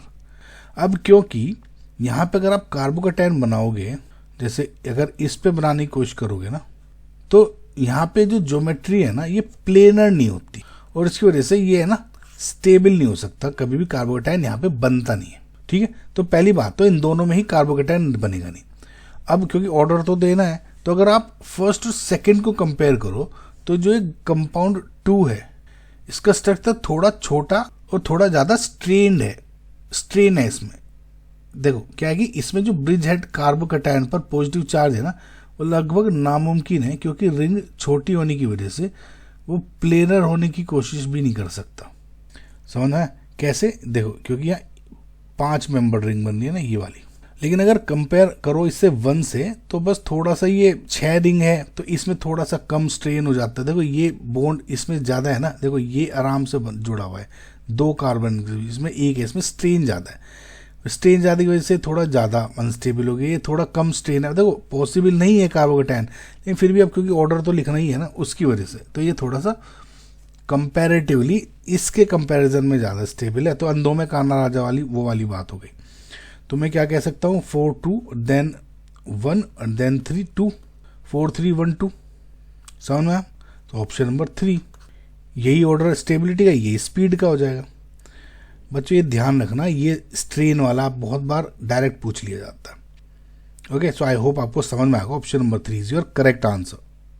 2 p block elements X and Y form fluorides of the type EF3. The fluoride compound XF3 is a Lewis acid and YF3 is a Lewis base. The hybridization of the central atoms of XF3 and YF3 respectively are. एक question में हमसे बोला गया है कि हमारे पास 2 p block elements हैं X और Y, और दोनों ही एक तरह का फ्लोराइड बना रहे हैं। यानी जो X है वो XF3 बना रहा है और जो Y है वो YF3 बना रहा है। करेक्ट। लेकिन इसमें ट्विस्ट ये है कि XF3 एक लुईस एसिड है और YF3 एक लुईस बेस की तरह बिहेव कर रहा है, और हमें इन दोनों सेंट्रल एटम्स यानी X और Y की हाइब्रिडाइजेशन बनानी है। देखो सबसे पहले लुईस एसिड और लुईस बेस का मतलब समझते हैं। लुईस एसिड वो होता है जिसके पास इलेक्ट्रॉन्स की कमी हो, यानी कि these are electron deficient compounds, और वो इलेक्ट्रॉन पेयर एक्सेप्ट करने की कोशिश रखते हैं हंगर रखते हैं। वहीं दूसरी तरफ लुईस बेस वो होता है जिसके पास एक्स्ट्रा इलेक्ट्रॉन पेयर्स होते हैं, एज अ लोन पेयर और समथिंग, राइट। और ये जो लोन पेयर हैं वे किसी को डोनेट कर सकते हैं, राइट। अब बात करते हैं XF3 की। अगर XF3 एक लुईस एसिड है तो इसका मतलब है कि सेंट्रल एटम X का ऑक्टेट कंप्लीट नहीं है। P ब्लॉक में ग्रुप 13 के एलिमेंट्स जैसे कि बोरोन जब 3 फ्लोरीन के साथ बॉन्ड बनाता है ना, जैसे BF3, तो उनके वैलेंस शेल सिर्फ 6 इलेक्ट्रॉन्स होते हैं। कैसे? देखो, B, F, F और F, ये सब इलेक्ट्रो ऑक्टेट इनकम्प्लीट है। इसको आप ऐसे भी सोच सकते हो, मैंने पहले भी एक ट्रिक बताई हुई है। बोरोन के आउटरमोस्ट शेल में कितने इलेक्ट्रॉन्स हैं? 3, और फ्लोरीन के साथ जुड़ गया है ना, फ्लोरीन कितना है? 1 2 3, तो काउंट करो 1 2 3 4 5 6। तो ऐसे आप काउंट कर सकते हो कि इस पास 6 इलेक्ट्रॉन्स है टोटल, इनकम्प्लीट ऑक्टेट है ना, क्योंकि इनके पास 8 इलेक्ट्रॉन से कम है ये इलेक्ट्रॉन पेयर एक्सेप्ट कर सकते हैं। और आपने देखा भी होगा BF3 हमेशा एक लुईस एसिड की तरह ही बिहेव करता है, ऑर्गेनिक केमिस्ट्री में पढ़ाओ। और आप हमेशा जब भी आप देखते हो ना FFF, हमेशा ये एज्यूम करते हो कि यहाँ पे डेल पॉजिटिव चार्ज है। क्यों? क्योंकि और ये अट्रैक्ट करता है बेसिकली किसी भी नेगेटिवली चार्ज या इलेक्ट्रॉन पेयर या लोन पेयर को, है ना। ऑर्गेनिक केमिस्ट्री BF3 बहुत कॉमन कंपाउंड है अगर आप देखोगे तो, ओके ना, क्योंकि इलेक्ट्रॉन पेयर एक्सेप्ट कर सकता है तो it is a Lewis acid. BF3 की ज्योमेट्री को अगर आप देखो तो बोरोन ने 3 फ्लोरीन जोड़े हैं, राइट। इसकी आप ऐसे भी जोड़ सकते हो, हाइड्रोजन 1 2 3, बोरोन के पास 3 है एलिमेंट्स है, तो F 3 जुड़ गए। तो इस पे अगर देखोगे ना तो हाइब्रिडाइजेशन आवेश केमिस्ट्री ट्रिक सर्च करोगे तो आपको मिल जाएगा। देखो, एक lone pair plus bond pair का सम देखो तो लोन पेयर कितने? 0, बॉन्ड पेयर 1 2 3, तो 3 हो गया। 3 को कैसे करोगे? sp2, 2 और 1 ये 3, sp2 साइड, तो BF3 यानी sp2 हाइब्रिडाइजेशन हो गई। तो ये भी कटा, ये भी कटा, और ये तो और ये हो सकता है ना। अब आते हैं YF3 पर, जो कि एक लुईस बेस है। लुईस बेस होने का मतलब है कि Y के पास बॉन्डिंग के बाद भी एक इलेक्ट्रॉन पेयर या लोन पेयर बचा हुआ है जो कि वो डोनेट कर सकता है। P ब्लॉक में ग्रुप 15 के एलिमेंट्स जैसे कि नाइट्रोजन, फॉस्फोरस जब 3 बॉन्ड्स बनाते हैं जैसे NF3 या PF3, तो उनके पास 5 वैलेंस इलेक्ट्रॉन्स होते में 3 बॉन्डिंग में चले जाते हैं और ये लोन पेयर बच जाता है। सो मतलब ये जो इलेक्ट्रॉन पेयर है लोन पेयर बच गया। इस लोन पेयर की वजह से ये कंपाउंड लुईस बेस बन जाता है, ओके। अब NF3 का या PF3 जैसे इन सब का अगर आप हाइब्रिडाइजेशन निकालोगे तो नाइट्रोजन के पास हो गए 5 आउटर मोस्ट शेल में, 3 F जुड़ गए, राइट, और ये लोन पेयर होगा। तो lone pair plus bond pair क्या हो जाएगा? 1 lone pair plus bond pair 1 2 3, ये हो गया 4। 4 का मतलब sp3, 3 + 1 ये 4 हो जाता है, तो sp3। तो यानी ऑप्शन नंबर 2 करेक्ट दिख रहा है इसका, राइट। सो कंक्लूजन क्या निकला कि X जो कि ग्रुप 13 का है हाइब्रिडाइजेशन इसकी sp2 है, और Y जो ग्रुप 15 से है उसकी हाइब्रिडाइजेशन sp3 है। सो बच्चों हमेशा ये याद रखना कि अगर ऑक्टेट इनकम्प्लीट है और इलेक्ट्रॉन्स की रिक्वायरमेंट है तो sp2 की तरह सोचिए, या आप ट्राइगोनल प्लेनर, राइट, ज्योमेट्री। और अगर ऑक्टेट कंप्लीट होने के बाद भी लोन पेयर बचा है जैसे NF3 है, इसमें ऑक्टेट कंप्लीट है ना, राइट, एग्जैक्ट 8 इलेक्ट्रॉन्स है, लेकिन इसमें लोन पेयर बचा है तो sp3 की तरफ आप थोड़ा जाने की सोचो, ठीक है। तो फिलहाल ये सब इस तरह के क्वेश्चन अगर दोबारा रिपीट हो, आप इस क्वेश्चन को अपने दिमाग में रखना कि ऐसा कुछ क्वेश्चन भी था, करेक्ट। सो फिलहाल option number 2 is your correct answer. As compared with chlorocyclohexane, which of the following statements correctly apply to chlorobenzene? देखो बच्चों, ये जो क्वेश्चन है वो अक्सर एग्जाम में बहुत ज़्यादा पूछा जाता है क्योंकि ये रेजोनेंस और हाइब्रिडाइजेशन के बेसिक्स को टेस्ट करता है बेसिकली, ओके। तो चलो एक एक स्टेटमेंट्स को एनालाइज करते हैं ना कि, और देखते हैं कि क्लोरोबेंजीन में ऐसा क्या है जो कि क्लोरोसाइक्लोहेक्सेन में नहीं है। सबसे पहले अपने दिमाग में 2 स्ट्रक्चर्स को इमेजिन कीजिए। ये हो गया क्लोरोसाइक्लोहेक्सेन जो कि एक सिंपल सैचुरेटेड रिंग है जहां क्लोरीन जिस कार्बन से जुड़ा है वो कार्बन sp3 हाइब्रिडाइज्ड है। इसका मतलब वहां कोई डबल बॉन्ड या रेजोनेंस नहीं है। लेकिन क्लोरोबेंजीन की तरफ अगर आप ये देखो तो ये एक एरोमेटिक रिंग है जहां क्लोरीन एक sp2 हाइब्रिडाइज्ड कार्बन से जुड़ा हुआ है। ओके, सो पहले स्टेटमेंट को देखते हैं। The magnitude of negative charge is more on chlorine atoms. देखो, रेजोनेंस की वजह से क्लोरीन अपना इलेक्ट्रॉन पेयर, जो ये इस पे इलेक्ट्रॉन पेयर होते हैं, ये रेजोनेंस की वजह से अपना रिंग को दे देता है। तो उल्टा उस पर पॉजिटिव चार्ज आता है। कैसे? देखो, ओवरऑल जब ये लोन पेयर है, फॉर एग्जांपल अगर इसको डोनेट करके मैं ये यहाँ पे आता है, राइट, तो उसमें क्या दिखाते हो आप इसको ऐसे, बाकी भी ऐसे घूमते हुए चला जाता है। जैसे ये यहाँ पे जाके ये यहाँ आएगा, राइट, फिर यहाँ पे जाके फिर ये यहाँ आएगा, यहाँ पे जाके फिर यहाँ आएगा, राइट। सो अनलाइक क्लोरीन जहाँ पे लोन पेयर है कहीं मूव नहीं हो रहे, इधर क्लोरीन में जो लोन पेयर है, या इनको आप जो नेगेटिवली चार्ज कह दो, नेगेटिव चार्ज नहीं है, नेगेटिव इलेक्ट्रॉन डेंसिटी, वो बेसिकली इसके कंपैरेटिवली कम है। इनफैक्ट यहाँ पे पॉजिटिव चार्ज मान लिया जाता है। तो इसका मतलब क्या है, ये नेगेटिव, ये जो स्टेटमेंट है वो इनकरेक्ट हो गया, राइट। बेसिकली आपको है ना इसमें कमियां बतानी है। Means the CCl bond has partial double bond character. अब ये तो आपको पता है कि बिल्कुल सही स्टेटमेंट है। क्लोरोबेंजीन में क्लोरीन के पास लोन पेयर्स होते हैं, राइट, और बेंजीन रिंग के पास कॉन्जुगेटेड पाई इलेक्ट्रॉन्स। क्लोरीन अपना लोन पेयर रिंग के साथ रेजोनेंस में शो कर रहा है, जैसे हमने यहां भी देखा। तो इस रेजोनेंस की वजह से जो CCl बॉन्ड है वो असलियत में थोड़ा सा डबल बॉन्ड जैसा बिहेव करने लगता है।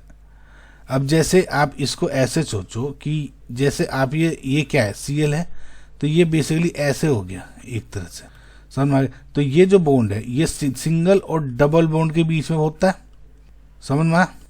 तो इसको आप क्या बोलते हो, partial double bond character. Okay, तो ये सही है। Statement C is CCl bond is less polar here, ये भी बिल्कुल सही है।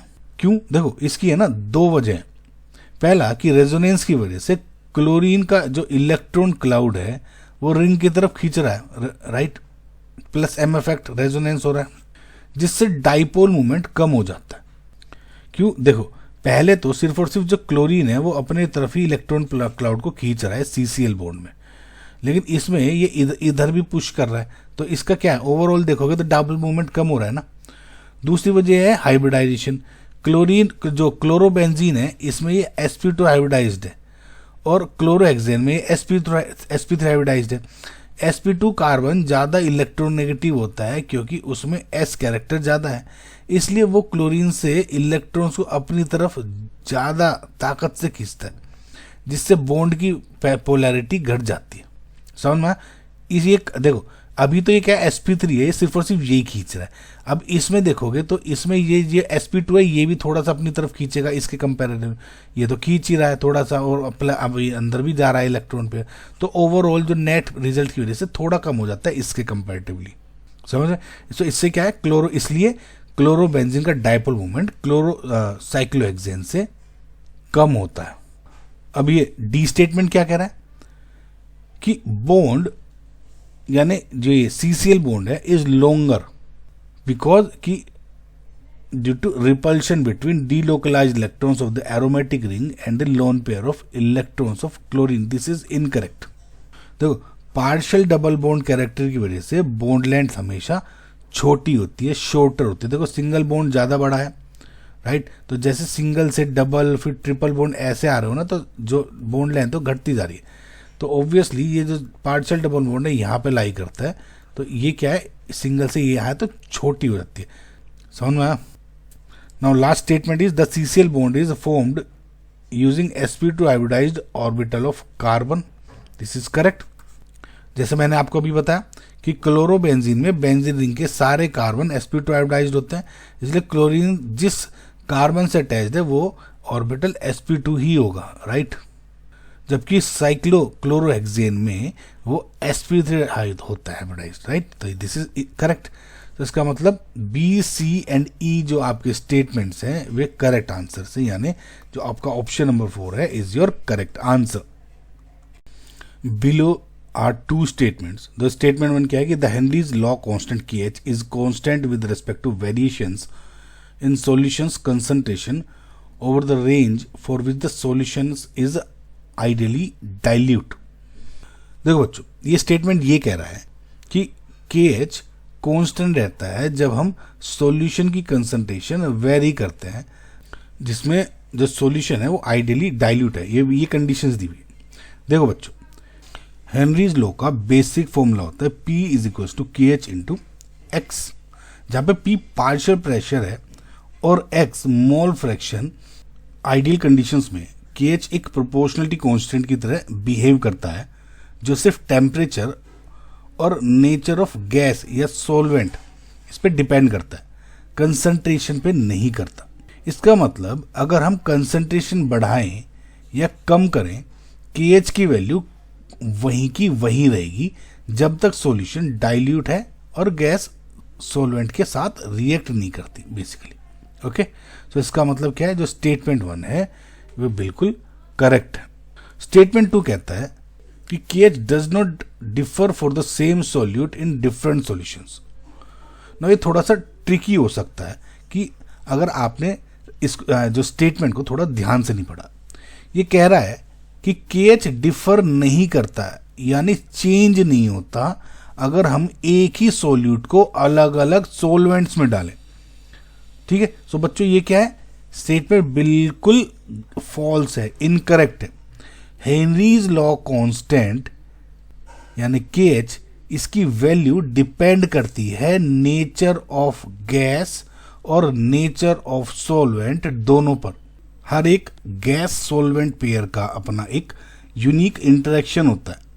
जैसे अगर आप CO2 को वाटर में डालो तो KH कुछ और होगा, और वही CO2 किसी अगर आप ऑयल में डालो तो KH की वैल्यू एकदम बदल जाती है। जैसे यहाँ पे दिख रहा है इसमें इसका मतलब है कि KH सॉल्वेंट बदलने पर जरूर बदलता है।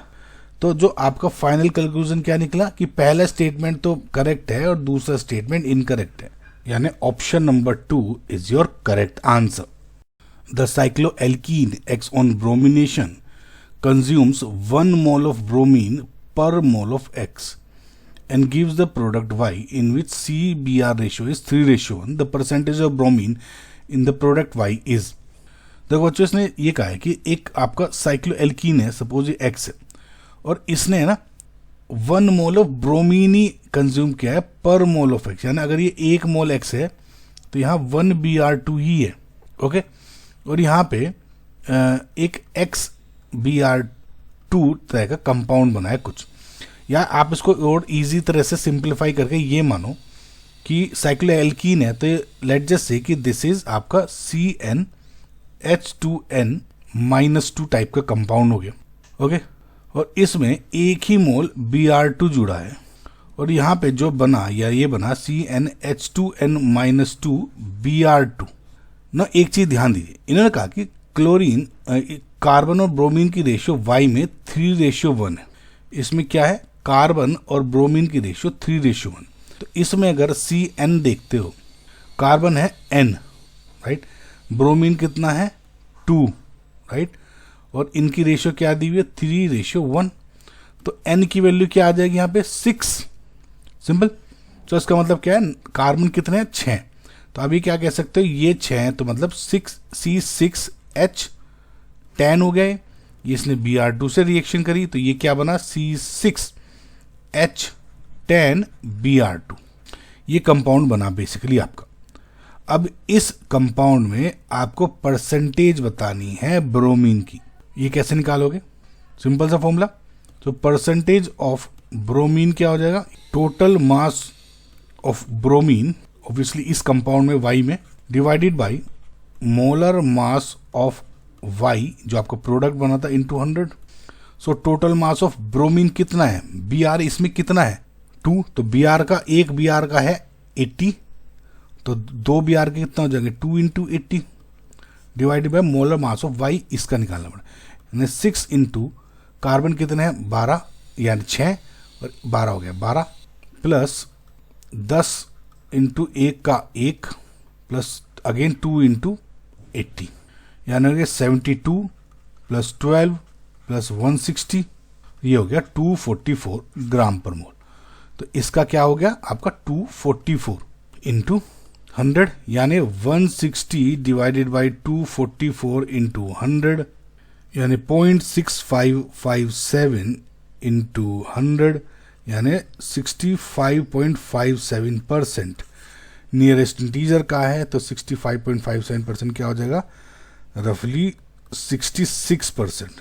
सो इसका मतलब जो आपका करंट का आंसर क्या हो गया 66। Consider the following electrochemical cell at 298 Kelvin. If the reaction quotient at a given time is 10 to the power 6, then the cell EMF is। देखो बच्चों ये जो क्वेश्चन है वो बेसिकली नर्स्ट इक्वेशन और सेल नोटेशन पर बेस्ड है। सबसे पहले हमें जो इलेक्ट्रोकेमिकल सेल दिया है उसके नोटेशन को समझते हैं। ये हमारा सेल दिया हुआ है राइट। तो हमें पता है कि सेल नोटेशन में लेफ्ट साइड पर हमेशा एनोड होता है जहां ऑक्सीडेशन होगा और राइट साइड पर कैथोड होता है जहां पर रिडक्शन होता है। तो हमारा पहला काम है इन हाफ सेल जो है इन सेल रिएक्शंस को इनको यूज करके कंप्लीट सेल रिएक्शंस को आइडेंटिफाई करना। एनोड पर टिन यानी एसएन का ऑक्सीडेशन हो रहा है।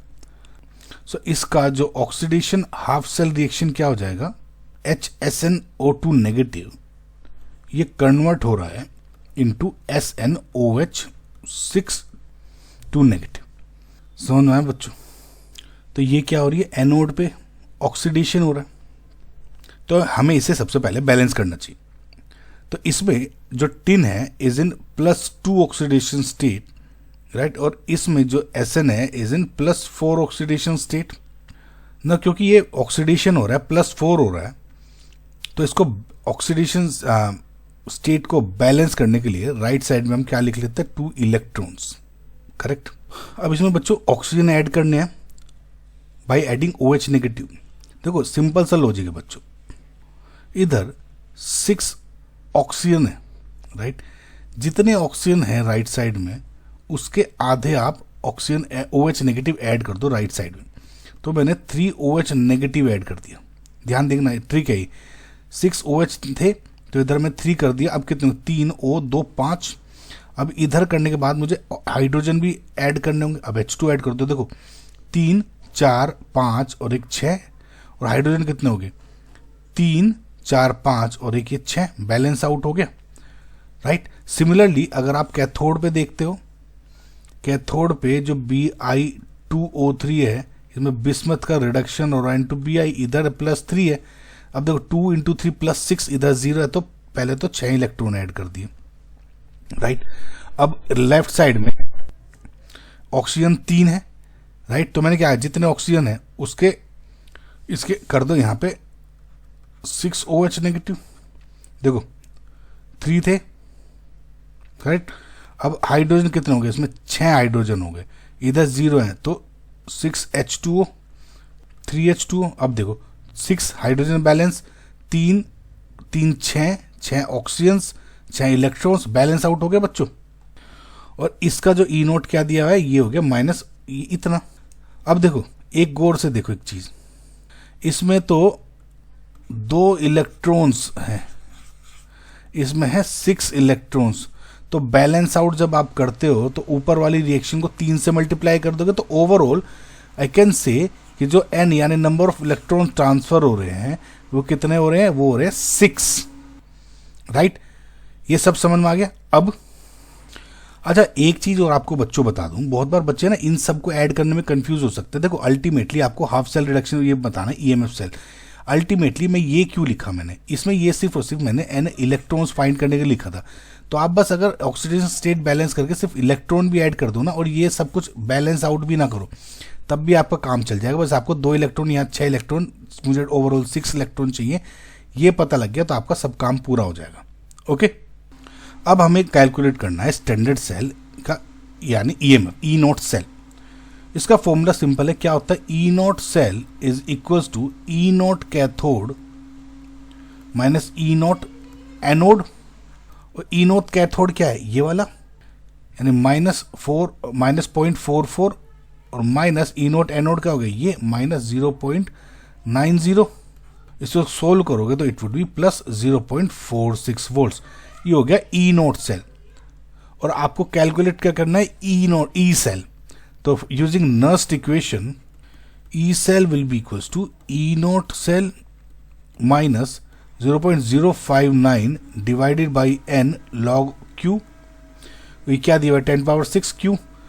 तो ये हो जाएगा ई नॉट सेल की वैल्यू क्या होगी, 0.46। अभी कैलकुलेट करिए, माइनस 0.059 n क्या है, कैलकुलेट कर लिया था 6 log ऑफ 10⁻6। तो log 10⁻6 को क्या लिख सकते हो, 6 log 10 और log 10 होता है 1। तो ओवरऑल ये आ गया 6, इससे ये कैंसिल, यानी 0.46 माइनस 0.059 ये आ गया, which is equal to 0.401 volts.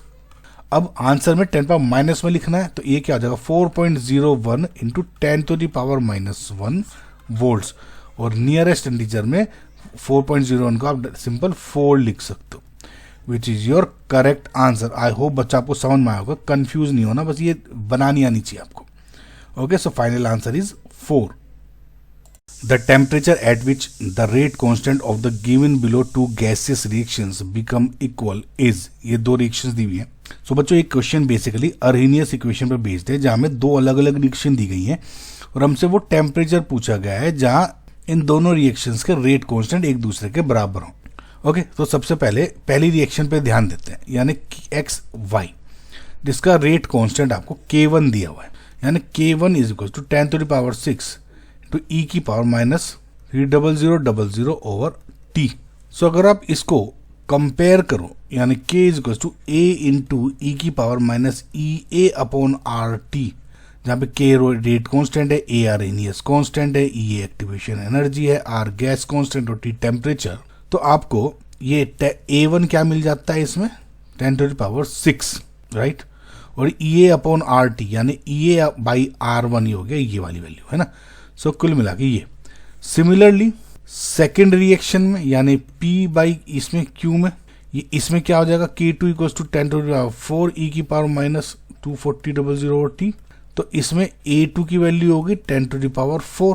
Question में कंडीशन क्या दी गई है कि हमें वो टेम्परेचर T निकालना है जहां K1 equals to K2, right. इसका मतलब 10⁻6 इंटू ई की power minus 300 over T is equal to 10⁻4 into ई की power minus 24.000 over T.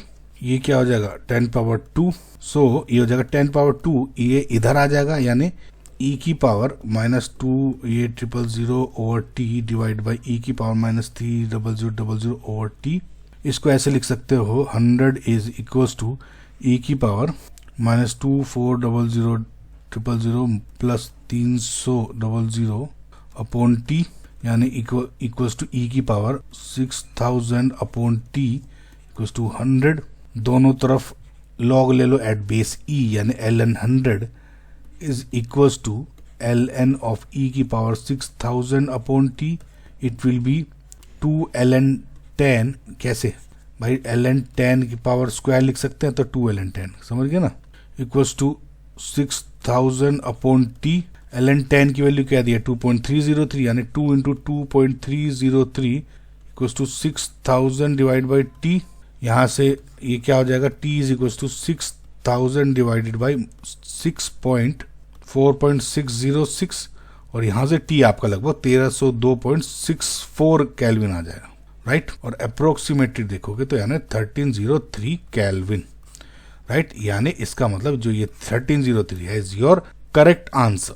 Sodium fusion extract of an organic compound Y with CHCl3 and chlorine water gives violet color to the CHCl3 layer.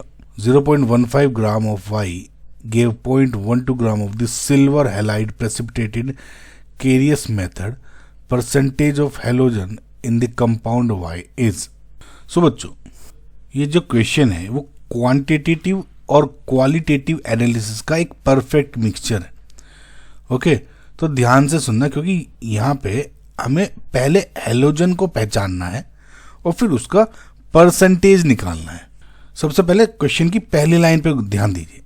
ये कह रहा है कि organic compound Y का sodium fusion extract, जिसको आप दूसरे शब्दों में क्या बोलते हो, लसाइंस एक्सट्रैक्ट। ओके, सो ये लसाइंस एक्सट्रैक्ट जब क्लोरोफॉर्म और क्लोरीन वाटर के साथ ट्रीट किया जाता है तो CH3 लेयर का कलर वॉयलेट हो गया। सो बच्चों, ये एक बहुत बड़ा हिंट है। जब हम ऑर्गेनिक हैलोजेंस की टेस्टिंग करते हैं थ्रू लेयर्स टेस्ट, तो वॉयलेट कलर सिर्फ एक ही हैलोजन की वजह से आता है और वो है आयोडीन, I2। अगर ये कलर ऑरेंज या ब्राउन होता तो हम ब्रोमीन की तरफ जाते, लेकिन जैसे इसमें वॉयलेट कंफर्म किया कर रहा है तो इसका मतलब है कि जो हमारा हैलोजन है इसमें वो कौन सी है, आयोडीन। समझ में आया? अब ये तो हो गया हमें कि I2 है हमारे पास। अब आते हैं इसके न्यूमेरिकल वाले पार्ट पर। क्वेश्चन में कैरियस मेथड का जिक्र है। कैरियस मेथड में हम करते क्या, हम ऑर्गेनिक कंपाउंड को फ्यूमिंग नाइट्रिक एसिड के साथ सिल्वर नाइट्रेट यानी AgNO3 की प्रेजेंस में गर्म करते हैं, जिससे सारा हैलोजन सिल्वर हैलाइड प्रेसिपिटेट में कन्वर्ट हो जाता है। क्योंकि हमें पहले ही पहचान लिया था कि हमारा हैलोजन आयोडीन है, तो जो हमें प्रेसिपिटेट मिला है वो कौन सा हो जाएगा, AgI। हमें क्या दिया गया है, ऑर्गेनिक कंपाउंड वाई का मास दिया है जिसे 0.15 ग्राम्स है। सिल्वर आयोडाइड यानी AgI जो प्रेसिपिटेट है उसका मास दिया हुआ है, वो क्या है, 0.12 ग्राम। ओके, सो पहले AgI का मोलर मास निकालते हैं। AgI का मोलर मास वुड भी, AgI का क्या, Ag का हो गया मास 108 और I का हो गया 127, तो इट वुड बी 235 ग्राम पर मोल। इसका मतलब ये हुआ कि 235 ग्राम AgI प्रेसिपिटेट में 235 ग्राम AgI के PPT में 127 ग्राम आयोडीन है। ओके, तो हमारे 0.12 ग्राम ऑफ AgI में 127 divide by 235 into 0.12 gram iodine हो जाएगा। ओके, ये आ जाएगी लगभग 0.06485 ग्राम्स। परसेंटेज ऑफ आयोडीन निकालना है, जगह mass of iodine divided by total mass of organic compound into 100। ये क्या हो गया, mass of iodine in 0.12 gram of ये 0.06485 divide by total mass of organic compound क्या है 100.15, ओके, इनटू 100। और इसको जब आप कैलकुलेट करते हो ये लगभग आ जाएगा आपको 43.233%, जिसको आप राउंड ऑफ करोगे तो रफली आ जाएगा 43%। इसका मतलब जो फाइनल आंसर क्या हुआ 43। तो आई होप बच्चों आपके क्वेश्चन समझ में आया होगा। Dissociation of gas A2 takes place according to the following chemical reaction. At equilibrium the total pressure is this। और ये इक्विलिब्रियम की reaction they the. The standard Gibbs energy of formation of the involved substances has been provided below. The degree of dissociation of A2 is given by X पूछा है basically. देखो बच्चों, ये question थोड़ा सा लंबा दिख रहा है, पर अगर आप उसको एक एक स्टेप वाइज थोड़ा लॉजिक से समझे ना तो बहुत ही आसान है। हमें इसमें एक रिएक्शन दी गई है जहाँ पे एक गैस A2 डिसोशिएट हो रही है और डिसोशिएट होकर 2A एटम्स बना रहा है। हमें बताया गया है कि इक्विलिब्रियम पर टोटल प्रेशर 1 बार है और टेम्परेचर 300 केल्विन है। सबसे पहले हमें इस रिएक्शन के लिए standard Gibbs free energy change यानी डेल जी नॉट की वैल्यू निकालनी होगी। हमें सब्सटेंस की इंडिविजुअल गिब्स एनर्जी फॉर्मेशन दी गई है, राइट, A2 और A की दोनों की। A2 ये लेफ्ट साइड में, A वाला राइट साइड में। तो हमारा पहला स्टेप क्या होगा, del G naught will be equals to sigma del G formation of products minus sigma del G of reactants. तो डेल जी नॉट क्या हो जाएगा, सिग्मा ये है। अब देखो इसमें प्रोडक्ट है तो ये 2A है, तो ट्वाइस ऑफ एक A की क्या है इतनी, तो माइनस 50.832 माइनस डेल जी रिएक्टेंट्स A2 कितना है -100, दोनों किलो जूल पर मोल में है। Okay, so del G naught would be -101.664 plus 100, यानी डेल जी नॉट की आ गई इसमें वैल्यू -1.664 किलो जूल पर मोल। इसको जूल में कन्वर्ट करते हो तो आ जाएगी 1664 जूल पर मोल। ओके, अब क्या निकालते हैं, डेल जी नॉट निकालते हैं। अब हमें क्योंकि डिग्री ऑफ डिसोसिएशन निकालना है इसमें, तो it will be calculated via KP only, right. So del G naught का जो स्टैंडर्ड फॉर्मूला है इक्विलिब्रियम कांस्टेंट की रिलेशन, वो क्या है, del G naught equals to minus R T L N K P. Del G naught की value क्या होगी, -1664 इक्वल्स टू माइनस आर की वैल्यू क्या है 8 जूल पर केल्विन पर मोल में, इसलिए जूल में कन्वर्ट करी थी। टेम्परेचर क्या हो गया 300 इंटू एल एन ऑफ के पी, माइनस से माइनस कैंसिल, तो एल एन के पी की वैल्यू हो गई 1664 डिवाइड बाई 2400 और ये हो जाएगी 0.6933। अगर आप ध्यान से दो ये है 0.69933, तो एल एन टू की वैल्यू क्या होती है 0.693, तो लगभग एल एन टू ही हो गया ना ये। तो मैं क्या कह सकता हूँ कि ये वैल्यू हो गई equals to L N K P equals to क्या हो गया एल एन टू, क्योंकि 0.693 होता है, यानी के पी की वैल्यू हो गई 2। समझ में आ गया बच्चों कैलकुलेशन। अब क्योंकि हमें डिग्री ऑफ डिसोसिएशन निकालना है, तो मान लो कि शुरुआत में हमारे पास 1 मोल A2 था, ठीक है। So at T equals to 0 at time T यानी इक्विलिब्रियम पे, लेट जस्ट से ये अल्फा डिग्री ऑफ डिसोसिएशन है, तो ये अल्फा घटा तो ये 2 अल्फा बढ़ गया, क्योंकि 2 यहां से मैच होना चाहिए। सो टोटल मोल्स कितने हो गए at equilibrium 1 minus alpha plus 2 alpha यानी 1 प्लस अल्फा। अब देखो बच्चों Kp इक्वल्स टू 2 है, Kp का फॉर्मूला क्या हो जाता है, Kp is equals to partial pressure of A square divide by partial pressure of A2, ठीक है। अब हमें ये निकालने के लिए पार्शियल प्रेशर निकालने पड़ेंगे। तो पार्शियल प्रेशर ऑफ A कैसे निकलेगा, देखो मोल फ्रैक्शन, अभी ध्यान से देखना, into total pressure at equilibrium. Total pressure at equilibrium क्या दिया हुआ है 1 बार, तो ये हो गया 1 बार, तो यानी मोल फ्रैक्शन पीए का क्या होगा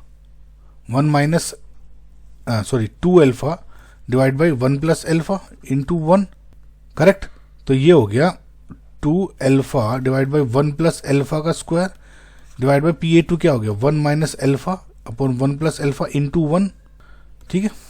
और ये इक्वल टू है आपका Kp इक्वल्स टू 2, तो it will be 4 alpha square divided by 1 plus alpha square divided by 1 minus alpha upon 1 plus alpha, इससे ये कैंसिल और ये हो गया 2 equals to 4 alpha square upon 1 minus alpha square, 2 2 जा 4 यानी 1 minus alpha square equals to 2 alpha square, so ये हो गया 3 alpha square equals to 1, alpha square equals 1/3, alpha equals to 1/3 का स्क्वायर रूट, ये हो गया 0.333 की पावर हाफ, क्योंकि हाफ में लिख रहा है, या -2 33.3 इंटू 10 पावर -2 का पावर हाफ x, और इससे कंपेयर करते हो तो x की वैल्यू क्या आ गई 33.3, नियरेस्ट इंटीजर क्या हो जाएगा 33, which is your final answer. I hope बच्चा आपको समझ में होगा, स्टेप बाय स्टेप देखना है बस आपको और कुछ नहीं। सो 33 क्या है योर फाइनल आंसर।